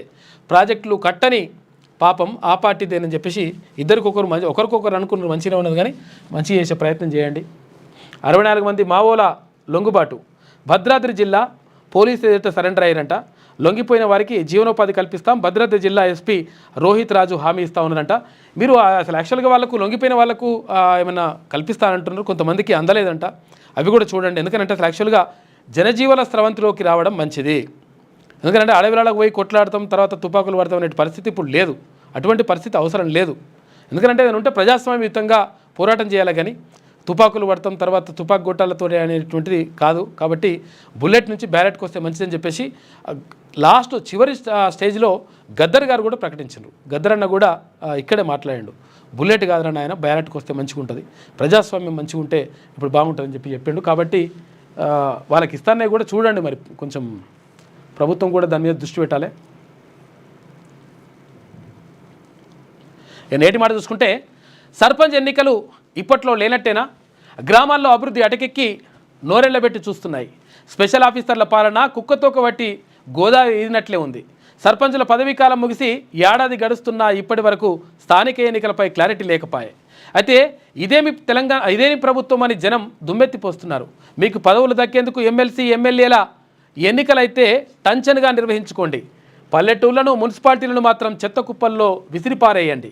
మీరు పరిపాలిస్తున్న విధానాన్ని ఒక్కసారిగా వెనుకకు తిరిగి చూసుకోండి. ఎవరి ప్రయోజనాల కోసం ప్రభుత్వాలు పనిచేస్తున్నాయో కనీసం మీకైనా అర్థమవుతుందా? బీసీల కులగణన, ఎస్సీ రిజర్వేషన్లపై తుది నిర్ణయం వచ్చేసరికి మీ పదవీకాలం కూడా ముగిసిపోతుంది. చెప్పేవి శ్రీరంగ నీతులు, చేసేవన్నీ పనికిమాలిన పనులని ప్రజలు తూ అని ఉమ్ముకుంటున్నారు. నాయకులంటే కొంచెం హుందాగా మీ పదవులకు తగ్గట్టుగా ప్రవర్తించండి, నవ్వేటోళ్ళ ముందర జారిపడకండి లీడర్లు అని చెప్పేసి హెచ్చరిస్తూ రాసిండు పెద్దపల్లి రాజన్న. అయితే ఇక్కడ స్థానిక సంస్థల ఎన్నికలు ఎందుకు జరుగుతలేవు అంటే మనంటే ఇప్పుడు రిజర్వేషన్ల అంశం అంటారు. రిజర్వేషన్ల అంశం తొందరగా తెలిస్తే ఈ పాటికి ఎప్పుడో జరిగిపోయేటివి, పెద్ద విషయం ఏమన్నా. పెట్టింది నెల 45 రోజులు, దానికి టైము 45 రోజులు అయిపోయింది, అంతా అయిపోయింది, మళ్ళీ ఇప్పుడు అది పూర్తిగానే కాలేదా. దానికోసం ఆపుతున్నామని మళ్ళీ ఒకటి కథ. ఇది శనార్థిలో ఉన్నటువంటి ప్రధాన కథనాలు. అయితే ఒకసారి పల్లవి చూద్దాం. నన్ను కూడా కొట్టారు, కాంగ్రెస్ హయాంలో 7 రోజుల జైలు తిండి తిన్నా, కఠినంగా వ్యవహరించి నాపై భౌతికంగా దాడి చేశారు. కేంద్ర హోంమంత్రి అమిత్ షా కీలక వ్యాఖ్యలు చేసిండు. ఆయనను కొట్టినట్ట మరి ఎప్పుడో. ఆగ్రహంతో ఊగిపోయిన సీఎం రేవంత్ నోటుకొచ్చింది మాట్లాడి పోస్టులు పెడితే తోడుకలు తీస్తా, జర్నలిస్ట్ ముసుగేసుకొని వస్తే బట్టలు తీసి కొడతా, అమ్మ చెల్లిపై పోస్టులు పెడితే ఊరుకుంటారా, ఉరికిచ్చి కొడతారు, నన్ను తిట్టిన తిట్లకు మీ పేరు పెట్టుకొని చూడండి, కేసీఆర్ మీ పిల్లలకు బుద్ధి చెప్పండి, ఇకపై ఇలా పోస్టులు చేస్తే ఉక్కు పాతరేస్తాం, ఏదైనా ఉంటే మా గురించి మాట్లాడండి. నిజంగా కూడా యాక్చువల్గా విధానాలపైన 100% మాట్లాడాలి, కానీ కాకపోతే వ్యక్తిగతంగా ఇంట్లోళ్ళ మీద మాట్లాడితే మాత్రం కరెక్ట్ కాదు. అది చూసుకొని మాట్లాడితే బాగుంటుంది లెక్క. ఇంట్లో ఉన్న ఆడబిడ్డల గురించి ఎందుకు? అసెంబ్లీలో CM Revanth Reddy emotional comments. KCR 2 రోజులు అసెంబ్లీకి వచ్చి 57 లక్షల జీతం తీసుకున్నాడు. దాదాపు 15 నెలలుగా జీతబత్యాల రూపంలో ఆయన తీసుకున్న ప్రభుత్వ సొమ్ము ఇది. కేసీఆర్ వర్క్ ఫ్రమ్ హోమ్ చేస్తున్నారా లేక వర్క్ ఫ్రమ్ ఫామ్ హౌదా? మాజీ సీఎం కేసీఆర్పై ముఖ్యమంత్రి రేవంత్ రెడ్డి సెటైర్లు వేసిండు. భాగ్యలక్ష్మి టెంపుల్ను గోల్డెన్ టెంపుల్గా దిద్దుతాం. ఎమ్మెల్సీ ఎన్నికల్లో కాంగ్రెస్ను కాదని బీజేపీకి పట్టం కట్టారు. గ్రూప్ 1 పరీక్షల్లో చాలా అవకతవకలు జరిగాయి. ఎమ్మెల్సీలు అంజిరెడ్డి, మల్క కుమరయ్య భాగ్యలక్ష్మి అమ్మవారిని నిన్న దర్శించుకున్నారు బీజేపీ లీడర్లు. వాళ్ళు నిన్న అంటే గెలిచిన సందర్భంగా ఇక్కడ మల్క కుమరయ్య టీచర్ ఎమ్మెల్సీ నుంచి, తర్వాత అక్కడ పట్టభద్రుల ఎమ్మెల్సీ నుంచి అంజిరెడ్డి గెలిచినారు. వారిద్దరు కూడా నిన్న భాగ్యలక్ష్మి టెంపుల్ అంటే ఇక్కడ మన చార్మినార్ దగ్గర ఉంటుంది కదా, చార్మినార్ కింద ఉన్నటువంటి భాగ్యలక్ష్మి టెంపుల్ని దర్శించుకొని పూజలు చేసిరట.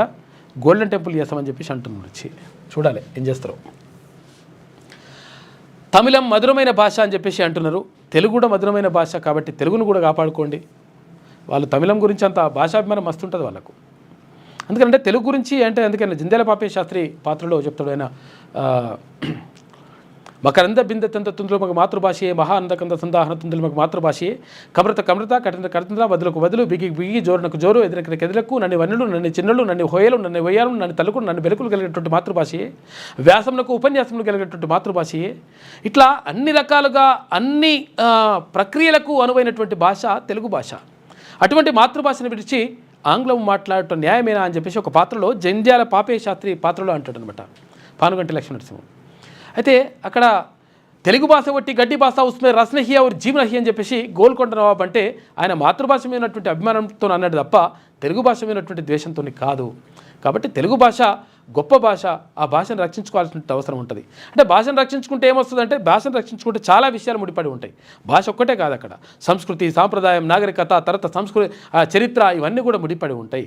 వీటితో పాటు ఎవరైతే నైతిక విలువలు ఉంటాయో నైతిక విలువలు, తర్వాత కథల ద్వారా, తర్వాత ఇక్కడ ఏది నీతి పద్యాల ద్వారా, వీటన్నిటి ద్వారా నైతిక విలువలు పెంపొందుతాయి.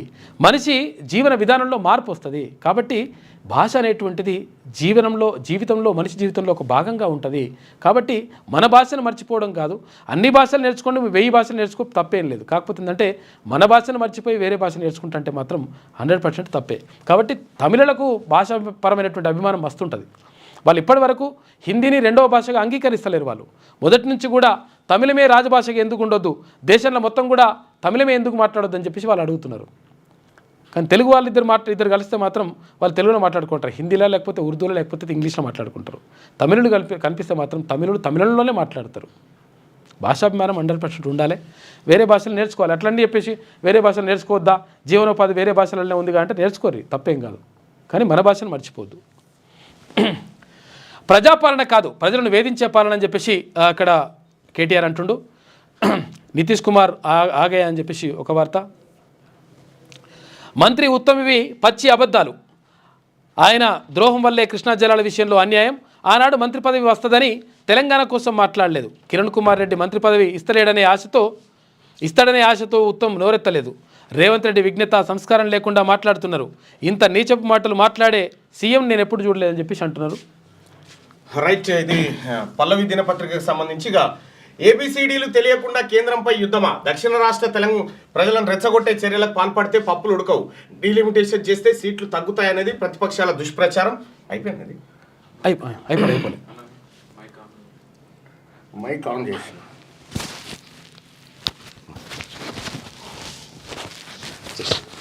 గట్టిగా డీలిమిటేషన్ చేస్తే సీట్లు తగ్గుతాయనేది ప్రతిపక్షాల దుష్ప్రచారం. తమిళనాడు ఎన్నికల్లో భాగంగానే స్టాలిన్ ప్రజలను రెచ్చగొడుతున్నారు. ఏ ఒక్కరిపై బలవంతంగా హిందీని రుద్దే ప్రయత్నం చేయడం లేదు. కేంద్ర మంత్రి కిషన్ రెడ్డి కీలక వ్యాఖ్యలు. అరుణ్ కుమార్ జైన్తో కలిసి బేగంపేట రైల్వే స్టేషన్ పనుల పరిశీలన. రాష్ట్రానికి కొత్తగా కవచ్ ఇన్స్టిట్యూట్ రాబోతున్నట్టుగా వెల్లడి. ఇక్కడ డీలిమిటేషన్ అనేది 1971 లెక్కల ప్రకారం చేస్తేనేమో ఈ సౌత్ ఇండియాకు న్యాయం జరుగుతుంది. లేదు అంటేనేమో ఉత్తర భారతదేశానికి లాభం జరుగుతుంది. అక్కడికి అమిత్ షా గారు తమిళనాడుకు వచ్చినటువంటి సందర్భంలో ఒక కీలకమైనటువంటి వ్యాఖ్యలు చేసిపోయింది. ఏమని? జాగ్రత్తగా సీట్లు తగ్గుతాయి అంటున్నారు, తగ్గాయి అని చెప్పిండు. మరి పెరుగుతాయా అది చెప్పలే. అక్కడ ఎన్ని పెరుగుతున్నాయి, ఇక్కడ అన్ని పెరుగుతాయా అనేది చెప్పాలి కదా. సో మరి ఏం జరుగుతుందో చూడాలి. సౌత్ ఇండియాకు సీట్ల డీలిమిటేషన్లో అన్యాయం జరిగితే సౌత్ ఇండియా ప్రజలు మరో యుద్ధానికి దిగేటువంటి అవకాశం మంచిది కాదు. అది మంచిది కాదు, ఈ దేశానికే మంచిది కాదు. ఎందుకంటే అసలు యాక్చువల్గా ఇప్పుడు 71 లెక్కలు ఎందుకని అడుగుతున్నానంటే 1971లో నిజంగా కూడా జనాభా విపరీతంగా పెరిగిపోయింది. విపరీతంగా పెరిగిపోయినప్పుడు సౌత్ ఇండియాలో కూడా జనాభా ఉన్నది, అప్పుడు బాగా జనాభా ఉన్నది. అయితే కట్టడియండి ఒకరు ముద్దు ఇద్దరు హద్దు ముగ్గురు వద్దని అంటే దక్షిణ భారతదేశంలో ఉన్న రాష్ట్రాలు బాగా తగ్గించి ఏంది కేంద్ర ప్రభుత్వం నిర్ణయం తీసుకుంటుంది. ఆ నిర్ణయం తీసుకున్న నిర్ణయాన్ని వీళ్ళు అమలు చేసిండ్రు. వాళ్ళు 1970 నుంచి 1980ని జనాభా విస్ఫోటనం కింద చూసిండ్రు. జనాభా కంట్రోల్ చేయడం కోసం అనేకమైనటువంటి చర్యలు తీసుకుంటే దక్షిణాది రాష్ట్రాలు ఓకే చేసినాయి, ఉత్తరాది రాష్ట్రాలు విపరీతంగా కనుక్కుంటూ పోయినాయి. వాళ్ళు ఇప్పుడు అన్యాయం చేసినోడిని తర్వాత తప్పు చేసినోడికి ఇప్పుడు మంచి చేస్తున్నట్టు లెక్క కనిపిస్తుంది. రైట్, 214 మంది పాక్ సైనికులను హతమార్చాం, హైజాక్ ఆపరేషన్లో విజయం సాధించాం, కీలక ప్రకటన చేసిన బలూచిస్తాన్ లిబరేషన్ ఆర్మీ. సో 214 మంది పాక్ సైనికులను హతమార్చమని వాళ్ళు చెప్తా ఉన్నారు. ఏం కాలే ప్రయాణికులను విడిపించమని వీళ్ళు చెప్పారు. ఎవరు? పాకిస్తాన్ ఆర్మీ చెప్పింది. లేదు మా దగ్గర ఉన్న పాకిస్తాన్ ఆర్మీని మొత్తం ఖతం చేసినామని వాళ్ళు చెప్తున్నారు. గట్టిగా పరారీలో ప్రభాకర్ రావు మలుపు తిప్పుతున్న ఫోన్ ట్యాపింగ్ కేసు. ఆయన పరారీ వేళ విదేశాల్లో బీఆర్ఎస్ నేతల టూర్ సస్పెన్స్. ఉగాండా, కెన్యాలో బీఆర్ఎస్ నేతలు. బోయినపల్లి వినోద్ ఎమ్మెల్సీ తక్కెలపల్లి ఉన్నఫలంగా అక్కడ పర్యటించడంపై ఎన్నో అనుమానాలకు తావు. ప్రభాకర్ రావు, శ్రవణ్ రావులను కలిసేందుకే వెళ్లారని కాంగ్రెస్ నేతల ఆరోపణలు. వారిని దేశానికి రాకుండా చేసేందుకు బీఆర్ఎస్ బడా నేతలు ప్లాన్ చేశారంటూ కామెంట్ అంటూ బోయినపల్లి వినోద్ రావు, ఆ తర్వాత తక్కెలపల్లి రవీందర్ రావు వీళ్ళిద్దరు కలిసి ఉగాండా ఆ తర్వాత విదేశాలకు పోయిరట. అయితే ఫోన్ ట్యాపింగ్ కేసులో ఉన్నటువంటి ప్రభాకర్ రావు, శ్రవణ్ కుమార్ రావును వీళ్ళిద్దరిని ఇక్కడికి రాకుండా వీళ్ళు అక్కడికి పోయి కలిసే ప్రయత్నం చేసిరు అనేది ఒక క్వశ్చన్ మార్క్తో కూడినటువంటి వార్త. ఫోన్ ట్యాపింగ్ కేసులో ఇప్పటికీ ప్రభాకర్ రావు, శ్రవణ్ రావు తప్పించుకునే తిరుగుతూ ఉన్నారు. ఇంకా రాలే ఇక్కడికి వాళ్ళు. ఈ రోజు కాకపోయినా ఏ రోజైనా రావాల్సిందే.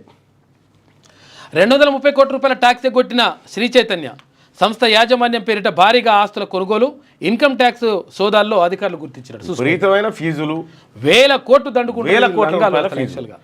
ఇక బట్టి వర్సెస్ పల్లా. గవర్నర్ ప్రసంగానికి ధన్యవాద తీర్మానంపై వాడి వేడి చర్చ. కాంగ్రెస్ ప్రభుత్వంపై ఎమ్మెల్యే పల్లా రాజేశ్వరరెడ్డి పలు ఆరోపణలు. 10% హామీలే అమలు చేసి మిగతా వాటిని గాలికి వదిలేశారని విమర్శ. దశ దిశ లేదంటూ గవర్నర్ ప్రసంగంపై బీఆర్ఎస్ ఎమ్మెల్యే కామెంట్స్. ఆయన వ్యాఖ్యలపై స్పందిస్తూ డిప్యూటీ సీఎం బట్టి కౌంటర్. వాస్తవాలు తెలుసుకొని మాట్లాడాలని పల్లాకు హితువు. అమలు చేస్తున్న ప్రతి పథకం లెక్కలతో చెప్పేందుకు సిద్ధమని చెప్పారు. నిన్న మండల్లో కూడా చాలా డిస్కషన్ జరిగింది. అయితే ఇప్పటికే తెలంగాణ రాష్ట్ర ప్రభుత్వం చేసిన కులగణన సర్వే తప్పు అని ప్రజాక్షేత్రంలో నిరూపించేసినాం. అయిపోయింది. ప్రభుత్వం దగ్గర దానికి సంబంధించినటువంటి సమాధానం లేదు. పొరపాట్లు ఏమైనా ఉంటే సరిదిద్దుకోమని కూడా సూచన చేయడం జరిగింది. రెండోది, ఈ అంశాలన్నీ పక్కకు పెడితే 42% రిజర్వేషన్ బీసీలకు కల్పిస్తామని చెప్పి కామారెడ్డి డిక్లరేషన్లో కాంగ్రెస్ పార్టీ హామీ ఇచ్చింది. ఆ హామీని నెరవేర్చడం కోసం, ఆ హామీని విజయవంతంగా చట్టం చేయడం కోసం తెలంగాణ రాష్ట్ర ప్రభుత్వం చేస్తున్నటువంటి కార్యక్రమం ఏదైతే విపక్షాలు కూడా సహకరించాలని చెప్పడం జరిగింది. ఎందుకంటే 1931 తర్వాత ఇవాళ 95 ఏళ్లకు జరుగుతున్నటువంటి ఒక కార్యక్రమం ఏదైతే ఉందో ఈ కార్యక్రమంలో సరే సర్కార్ కప్పిపుచ్చుకోవడానికి కొన్ని అవో ఇవో చెప్పింది, కానీ అల్టిమేట్గా 42% అనేది చాలా ఇంపార్టెంట్. వాస్తవానికి బీసీలకు రావాల్సింది అంతకంటే ఎక్కువే, కానీ మండల కమిషన్ సిఫార్సుల మేరకు 27% ఇచ్చినప్పుడు తీసుకున్నాం. ఆ కాడి నుంచి ఇంకో స్టెప్ 42కు వస్తూ ఉన్నాం. ఈ కాడి నుంచి ఇంకో స్టెప్కు పోవాల్సినటువంటి అవసరం ఉంది. కానీ దీన్ని ఎట్టి పరిస్థితిలో విపక్షాలు అనుకుంటున్నాయి దీన్ని డిస్టర్బ్ చేస్తే ఇక రాదనుకుంటే కాదు. ప్రభుత్వం మెడలు వంచైనా సరే ఈ 42% సాధించుకోవడం మా బీసీల ముందున్నటువంటి ప్రధాన కర్తవ్యం. సో దాంట్లో భాగంగా నిన్న కార్పొరేషన్ల విషయంలో కానీ, ప్రభుత్వ ఉద్యోగుల విషయంలో కానీ, బీసీల హక్కుల విషయంలో కానీ, రాజకీయాల విషయంలో కానీ, బీసీ కాంట్రాక్టర్ల విషయంలో కానీ నిన్న రాష్ట్ర ప్రభుత్వాన్ని నిలదీయడం జరిగింది. ముఖ్యమంత్రి స్వయంగా ప్రకటన చేసిండు మండల్లో, తీన్మార్ మల్లన్న వ్యాఖ్యలతో నేను ఏకీభవిస్తున్నా అని ఆయనే చెప్పిండు. దాంట్లో కూడా ఉందా అది? దాంట్లో క్లియర్గా మంత్రి గారే, సీఎం గారే ఎస్ గత 10 సంవత్సరాలుగా ఈ కార్పొరేషన్ల పేరిట అన్యాయం జరిగింది, ఆ మాటలతో ఏకీభవిస్తున్నా అని చెప్పి ముఖ్యమంత్రి గారు చెప్పడం జరిగింది. అయితే మేము ప్రభుత్వాన్ని మెడలు వంచి ఇరిషతందుకు కాదు, 42% సాధించుకోవడానికి ప్రభుత్వానికి కూడా విపక్షాలు కూడా సహకరించాలి. భారతీయ జనతా పార్టీ కూడా చెప్తున్నటువంటి మాట ఏది, మేము బీసీసీఎం చేస్తాం, ఇది వాకౌట్ పైన ఇది సార్. ఇవాళ మండలిలో ఒక అత్యుత్తమమైనటువంటి బీసీల చర్చ, ఎస్సీల వర్గీకరణ చర్చ జరుగుతూ ఉంటే విపక్ష నాయకులు, బీఆర్ఎస్ పార్టీ నాయకులు ఈ సభలో ఉండి ఈ వర్గాల మీద ఉన్నటువంటి ప్రేమ, ఈ వర్గాల మీద ఉన్నటువంటి ఆప్యాయత చూయించుకోవాల్సినటువంటి అవసరం ఉండే అధ్యక్ష. అది లేకుండా అత్యంత కీలకమైనటువంటి నిమ్న వర్గాల గురించి ముఖ్యమంత్రి గారు ప్రకటన చేసే సమయంలో వాకౌట్ చేయడం అంటే ఈ వర్గాలను అవమానించిన తీరుగా కనిపిస్తూ ఉంది అధ్యక్ష. మేము ఎందుకు చెప్తా ఉన్నామంటే అధ్యక్ష, మేము ఇవాళ తెలంగాణ రాష్ట్రంలో ఉన్నటువంటి మెజారిటీ బీసీ ప్రజలు, మెజారిటీ ఎస్సీ ప్రజలు ఈ సభ ద్వారా మాకేం జరుగుతుంది మంచి అని టీవీల ముంగట కూర్చొని ఎదురు చూస్తూ ఉంది అధ్యక్ష. ఈ రాష్ట్ర ప్రభుత్వం ఎలాంటి మంచి చేయబోతుందో అని చూస్తున్నటువంటి సందర్భంలో వాళ్ళు చర్చలో ఉంటే బాగుండేది అధ్యక్ష. ఇది దురదృష్టకరమైనటువంటి అంశంగా భావిస్తా ఉన్నాం అధ్యక్ష. అట్లా విపక్షం తప్పించుకునేటువంటి ప్రయత్నం చేసింది. అంటే ఇటువంటి కీలకమైనటువంటి సమయంలో మాట్లాడాల్సిందే, కానీ ఆ ప్రయత్నం చేయలేదు. ఏది భరత్?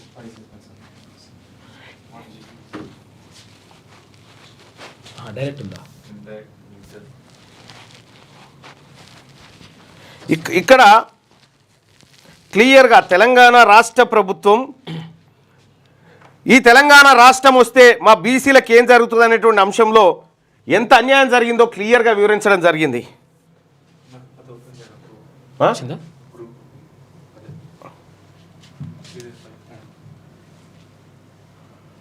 తెలంగాణ ప్రజలకు ఎంత అన్యాయం జరుగుతుందో క్లియర్గా జరిగిందో వివరించడం జరిగింది.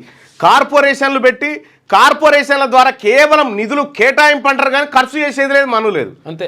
నాయ బ్రాహ్మణ సోదరులకి 90 కోట్ల రూపాయలు ఖర్చు పెడతామని చెప్పి 75 కోట్ల రూపాయలు, 90 కోట్ల రూపాయలు ఖర్చు పెట్టి అందులో 75 కోట్ల రూపాయలు మీకు కరెంటు బిల్లు ఇచ్చినాం కదా అని వాపసు తీసుకొని పోయారు. ఈ రకంగా అన్ని కార్పొరేషన్ల పేరిట దగా జరిగింది.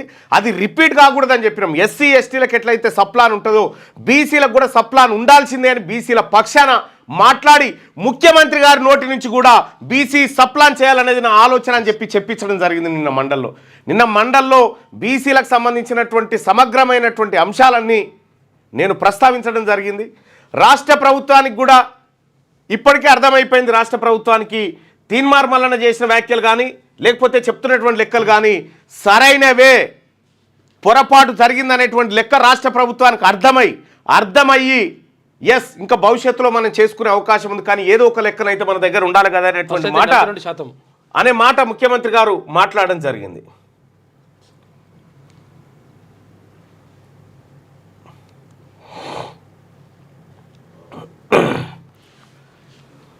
నెట్ స్లో కాదు, లింక్ ఇస్తే అయిపోయా కదా, ఎందుకు ఇంత అవస్థ పడుతున్నారు? లింక్ ఉంది కదా.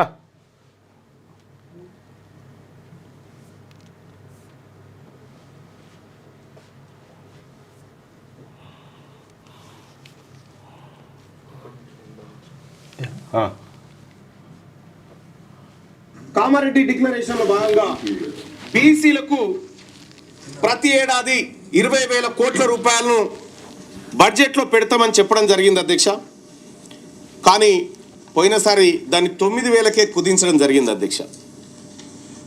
దయచేసి తమరి ద్వారా ప్రభుత్వానికి గౌరవ ముఖ్యమంత్రి గారికి తెలియజేయదలుచుకున్న అధ్యక్ష, పోయినసారి పెట్టలేకపోయినటువంటి నిధులను ఈసారి పెట్టాల్సినటువంటి మన మేనిఫెస్టో ప్రకారం చెప్పినటువంటి 20,000 కోట్ల నిధులను పెట్టి ఇటీవల కాలంలో రాష్ట్ర ప్రభుత్వం కూడా లెక్క అనుకుంటుంది కాబట్టి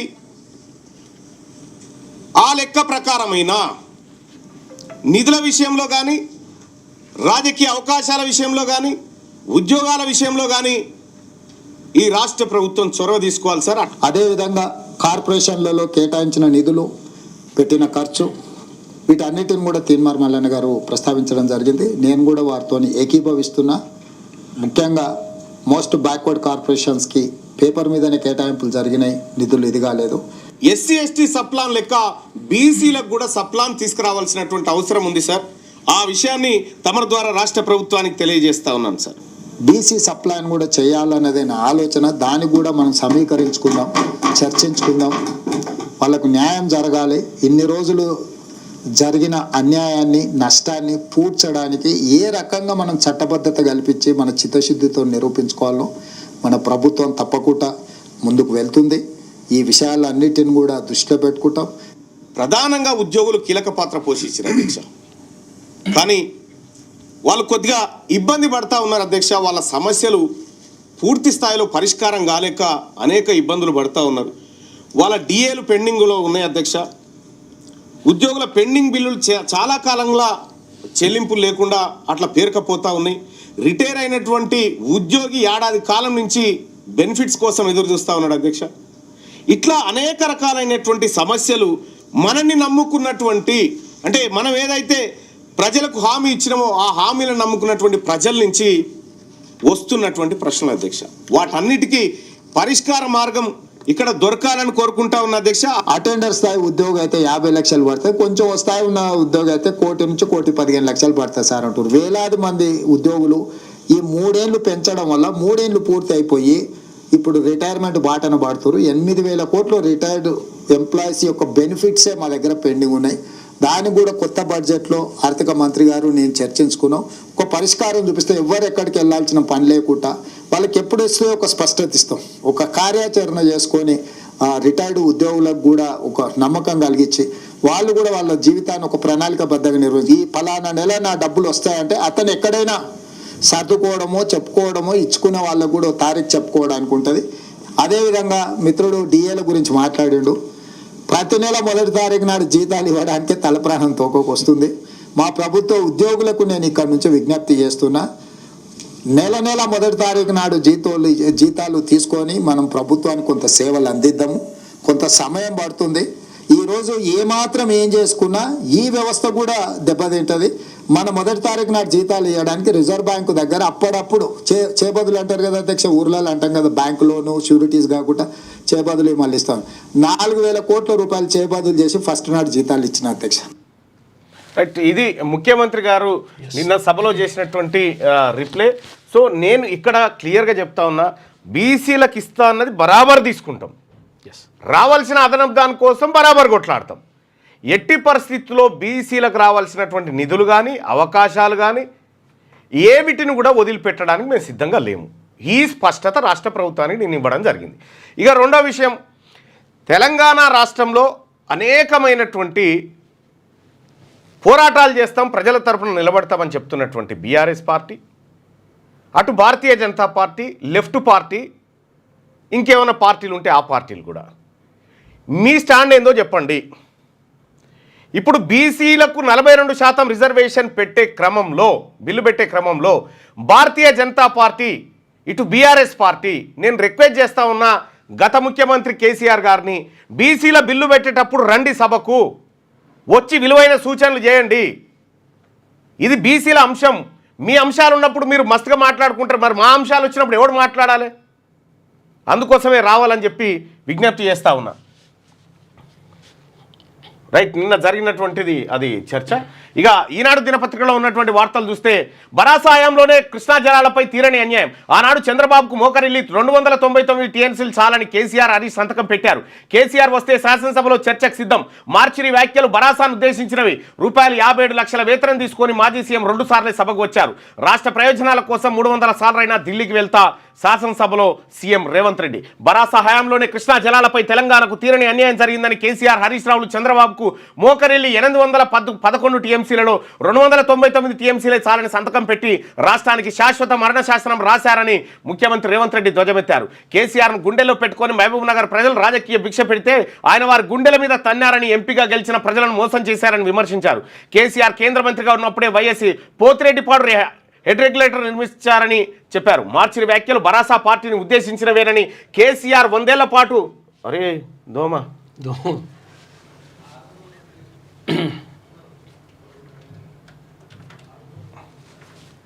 జరా ఇట్రా దాని సంగతి చూడు, కనిపిస్తుందా?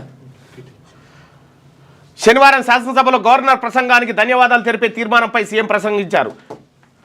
4 కోట్ల మంది తెలంగాణ ప్రజలు అదేనా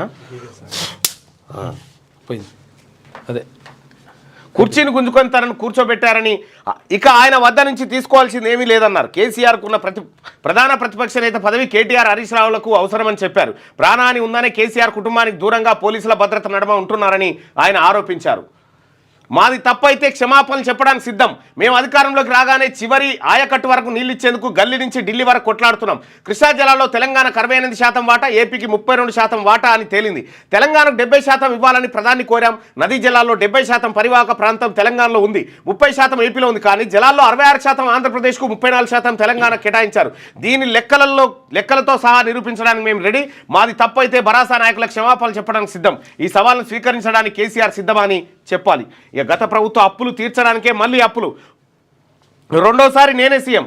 తొలిసారి ఈసారిది అయితే అయిపోయింది, రెండోసారి చూద్దాం. తొలిసారి బరాసాపై వ్యతిరేకతతో ఓటు వేస్తే రెండోసారి మాపై ప్రేమతో వేస్తారని చెప్పి ఆశాభావం. ఇక అడ్డగోలు పోస్టులు పెడితే జైలుకే. వచ్చే ఆర్థిక సంవత్సరం ముగిసేలోగా రిటైర్డ్ ఉద్యోగుల బకాయిలు చెల్లిస్తాం.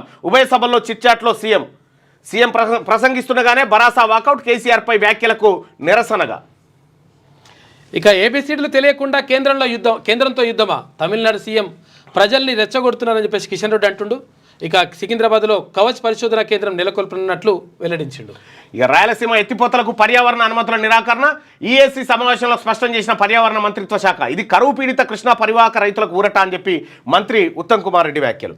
ఇది ఇట్లుంటే వీసా రద్దుతో అమెరికా నుంచి భారతీయ విద్యార్థి వెనక్కి. పాలస్తీనా అనుకూల నిరసనలో చురుగ్గా పాల్గొన్నందుకు భారతీయ విద్యార్థిని రంజని శ్రీనివాసన్ వీసా రద్దయింది. తీవ్రవాద సంస్థ హమాస్కు మద్దతు తెలిపేలా ఆమె కార్యకలాపాలు ఉన్నాయని పేర్కొంటూ అమెరికా ఈ చర్య తీసుకుంది. వీసా ఈ నెల 5న రద్దు కావడంతో హైదరాబాద్కు వచ్చేసింది. ఏది హైదరాబాద్కా ఇక్కడికి దేశానికి వచ్చింది భారత్కు. నింగిలోకి స్పేస్ ఎక్స్ వ్యోమనౌక కొద్ది రోజుల్లోనే భూమి మీదకు సునీత విలియమ్స్ సక్సెస్ఫుల్గా 9 నిమిషాల్లోనే కక్షలోకి ప్రవేశపెట్టడం జరిగింది. మొత్తానికి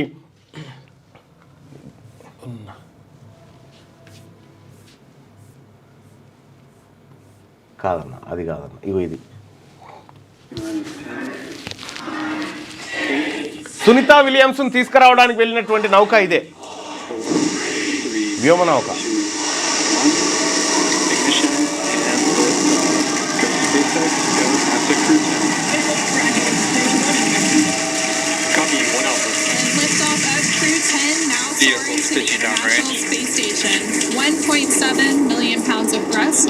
వాల్కామ్ 9 ఇది అంతరిక్షంలోకి దూసుకెళ్ళినటువంటి వ్యోమనౌక.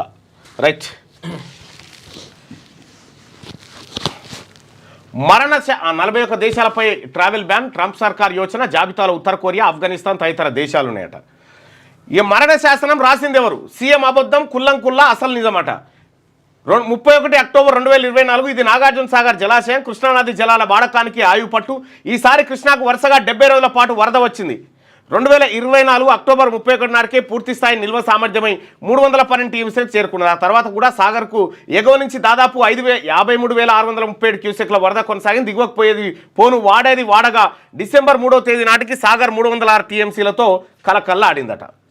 ఇక కేవలం 100 రోజులు గడిచాయి. ఇవాళ మార్చి 15 సాగర్లో ఉన్న నీళ్లు కేవలం 148.73 టీఎంసీలు అండ్ డెడ్ స్టోరేజ్కి 131 టీఎంసీలు పోగా అందుబాటులో ఉన్న నీళ్లు కేవలం 17 టీఎంసీలే. సాగర్ కింద ఇంకా పంటలకు తడులకు అవసరం ఉన్నాయి. హైదరాబాద్ తాగునీటికే సాగరే దిక్కు. మరి కేవలం 3 నెలల కాలంలో ఏకంగా 164 టీఎంసీలు ఖాళీ అవడానికి కారణం ఏంటని అడుగుతా ఉన్నారు.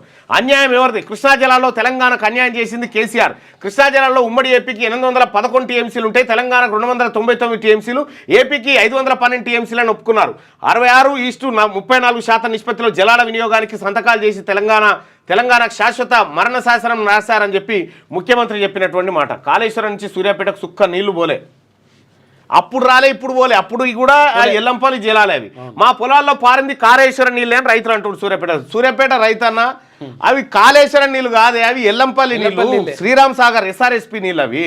అయితే ఆత్మహత్యలు ఎందుకు ఆగలేదని చెప్పేసి ఇక స్టోరీలు. రుణమాఫీ ఇక నిన్నటి వ్యవసాయం మీద యూట్యూబర్స్ క్రిమినల్సా, జర్నలిస్టుల జాబితాలో లేకుంటే నేరస్తులే, తోడుకలు తీస్తా, బట్టలు ఇప్పించి రోడ్డుపై తిప్పిస్తా, సోషల్ మీడియాలో పిచ్చి ప్రచారం చేస్తున్నారు, అవసరమైతే ఉక్కు చట్టం తెస్తాం సీఎం రేవంత్. ఇది పాత రేవంత్ మాట. ఏమని? అక్రమ నిర్బంధాలు జర్నలిస్టులను కొత్త కాదు, ఈ రాష్ట్రంలో ఈ దేశంలో ఇలాంటివి చాలా చూసినాం. జర్నలిజాన్ని పూర్తిగా తమ దొడ్లో కట్టేసుకోవాలనో, లేకుంటే పాత్రికేయులందరినీ తమ బానిసలుగానో, లేకుంటే ఉపాధి హామీ కూలీలుగానో చూడాలనుకుని రాష్ట్ర ప్రభుత్వం ఏదైతే ప్రయత్నం చేస్తున్నదో దానిపై ఖచ్చితంగా మీడియా మిత్రులందరూ ఆలోచన చేయాల్సిన సందర్భం వచ్చింది. మీరు మౌనంగా ఉంటే ఇవాళ జరిగింది రేపు మీకు కూడా జరగవచ్చు. 2019 అక్టోబర్ 8న మీడియాతో రేవంత్ రెడ్డి చేసినటువంటి వ్యాఖ్యలు. ఆ రోజు ఇదే బీఆర్ఎస్ పార్టీ రేవతినే మళ్ళా రేవతి గారినే అరెస్ట్ చేసింది. అవును, ఇప్పుడున్న రేవతి గారినే బీఆర్ఎస్ పార్టీ అరెస్ట్ చేసి. అంతెందుక, ఈయన అక్రిడేషన్ ఉన్న జర్నలిస్టే, నేను అక్రిడేషన్ ఉన్న జర్నలిస్ట్నే, ట్రైన్డ్ జర్నలిస్టులు. మేము ట్రైన్డ్ జర్నలిస్టులం. నాకు 23 సంవత్సరాల అనుభవం ఉంది, ఆయనకు 20 సంవత్సరాల అనుభవం ఉంది ఫీల్డ్ లో. ఉన్నటువంటి క్యూ న్యూస్ లో ఎప్పుడు కూడా తప్పుడు తమ్మునైల్స్, తప్పుడు వార్తలు, స్పెక్యులేటివ్ న్యూస్, వాంటెడ్ గా ఇట్లా చేసేటువంటి న్యూస్ ఉండవు. మేము జర్నలిజం లెక్కన మెయింటైన్ చేస్తాం. కానీ కొంతమంది కావాలని కొన్ని చేస్తా ఉన్నారు. అలా చేయడం మాత్రం తప్పు. జర్నలిస్టులకు మాట్లాడుకునే స్వేచ్ఛ ఉంది. ఒక జర్నలిస్ట్ అనే ఉంది, ఇప్పుడు పేరు పెట్టి దాని పక్కకు జర్నలిస్ట్ అని పెట్టుకుంటారు. అట్లా జర్నలిస్టులు అట్లా కాలేరు కూడా జర్నలిస్టులు. విషయం ఏంటంటే నువ్వు చేసేటువంటి ఆరోపణ ఏదైతుందో, ఇప్పుడు తీన్మార్ మల్లన్న అనేకమైనటువంటి స్కాములు, స్కీములు ఆధారాలతో బయటపెట్టి ప్రజాక్షేత్రంలో ఉంచగలిగినాం. ఎవిడెన్స్ ఉండాలి లెక్క. వట్టిగానే బట్టగాల్చి మీదేసి నోటికొచ్చినట్టు మాట్లాడితే ఏదో ఒక రోజు ఇబ్బంది జరుగుతుంది. గతంలో కేసీఆర్ గారు నా మీద అనేకమైనటువంటి కేసులు మా మీద పెట్టిండు, దీని మీద దాడులు చేయించిండు, అన్ని చేసిండు. అప్పుడు ఈ యూట్యూబర్స్ ఎవరు కూడా అయ్యో అట్లెట్లా చేస్తున్నావు అని ఆయన అడగలే. ఎందుకంటే ఆలపక్షాలు ఉన్నారు కదా. అందుకోసమే నియంత్రణ అనేది అవసరం. ప్రతి మనిషికి మాట్లాడే స్వేచ్ఛ ఉంది. ఆ స్వేచ్ఛ ప్రకారం మాట్లాడుకొని ప్రశ్నిస్తే తప్పులేదు. కానీ ఇంటెన్షనల్గా కొందరి ప్రయోజనాల కోసం చేసేటువంటి దుర్మార్గాలు ఏవైతే ఉంటాయి, ఇవాళ కేటీ రామారావు గారు కుల్లా చెప్పిండు, నేను 10 యూట్యూబ్ ఛానల్ పెట్టుకుని అయిపోయేది గెలిచేటోని అని చెప్పిండు. అవి పెట్టి ఇప్పుడు దుకాణం నడిపిస్తున్నానట్టు. అవి పెట్టి దుకాణం నడిపిస్తా ఉన్నాడు. ఆ దుకాణంతో వచ్చింది బాధ. వాళ్ళందరికీ డబ్బులు ఇచ్చేది కేటీఆర్. వీళ్ళందరికీ కేటీఆర్ డబ్బులు పంచుతాడు నెల. అయితే ఏది పంచినా ఏం చేసినా వాస్తవాన్ని రీసెర్చ్ చేయండి. రీసెర్చ్ చేయకుండా తెలంగాణ రాష్ట్ర ప్రభుత్వం చేసినటువంటి కులగణన తప్పు అని చెప్పి తగలబెట్టి పారేసిన ఇడ నేను దానికి సహేతుకమైనటువంటి ఆధారం చూపించిన నేను. సోషియో ఎకనామిక్ అవుట్లుక్ 2024లో మన తెలంగాణ రాష్ట్ర ప్రభుత్వం ప్రకటించిన దాంట్లో 4,21,00,000 మంది వస్తూ ఉన్నారు, మీరు 3,70,00,000 మంది ఉన్నారని చెప్పి ఆధారాలతో సహా చూపించి తగలబెట్టి పారేసిన. దానికి కట్టుబడి ఉన్నా నేను. ఎప్పుడైనా మొత్తం తెల్లారులేస్తే అదే పని మీద తిరగడం వల్ల మీకు కూడా వచ్చేది ఏం లేదు. అట్లా అని చెప్పి రాష్ట్ర ప్రభుత్వానికి కూడా సూచన చేస్తూ ఉన్నా. గతంలో కేసీఆర్ ఈ దుర్మార్గాలు అన్నీ చేసిండు కాబట్టి మనం కొనసాగించాల్సినటువంటి అవసరం లేదు. వీళ్ళ మీద ఎక్కువ నజరు పెట్టి సమయాన్ని వృధా చేసుకోవడం కంటే ప్రజలకు మంచి చేయడం మీద రాష్ట్ర ప్రభుత్వం దృష్టి పెట్టాల్సినటువంటి అవసరం ఎంతైనా ఉంది. దాడులు చేయడము, అక్రమ కేసులు పెట్టడం కూడా మంచిది కాదనేది నేను చేస్తున్నటువంటి సూచన. ఇక ఉస్మానియా యూనివర్సిటీపై ఉక్కుపాదం, క్యాంపస్లో ఆందోళన నిషేధిస్తూ ఆదేశాలు, ఫిర్యాదులపై అధికారులే కలవాలని సలహా, ఉత్తర్వులు జారీ చేసిన రిజిస్ట్రార్ ప్రొఫెసర్ నరేష్ రెడ్డి. విద్యావేత్తలు విద్యార్థి సంఘాలు మండిపడతా ఉన్నారట. ఇది ఎక్కడి కథ? ఇది వాస్తవం. ఇప్పుడు ఇంతకుముందు రవీంద్ర యాదవ్ అని చెప్పేసి అప్పుడు కేసీఆర్ చేయించుండు, ఇటువంటి కథనే చేయించుండు. ఇవి చేయించకూడదు. రవీంద్ర యాదవ్ అని వీసీ ఉండే. ఇప్పుడు ఏం చేస్తున్నారు, ఇప్పుడు ఒక దళిత వీసీని పెట్టేసి ఇప్పుడు ఆయనకు మంచి పేరు రావాలి. కాకపోతే ఏంటంటే అక్కడ చదువుకుంటారు బీసీలు, ఎస్సీలు క్యాంపస్ లో ఆందోళన నిషేధిస్తూ ఆదేశాలు జారీ. ఆందోళన చేస్తారు కదా, అన్నం బాగాలేకపోతే కూర బాగాలేకపోతే చేస్తారు కదా, దాని నిషేధాజ్ఞలు ఏంది? 100 ఏళ్ళ ఆందోళన నడుస్తూనే ప్రపంచంలో పాకిస్తాన్ బార్డర్ అయితే కాదు కదా.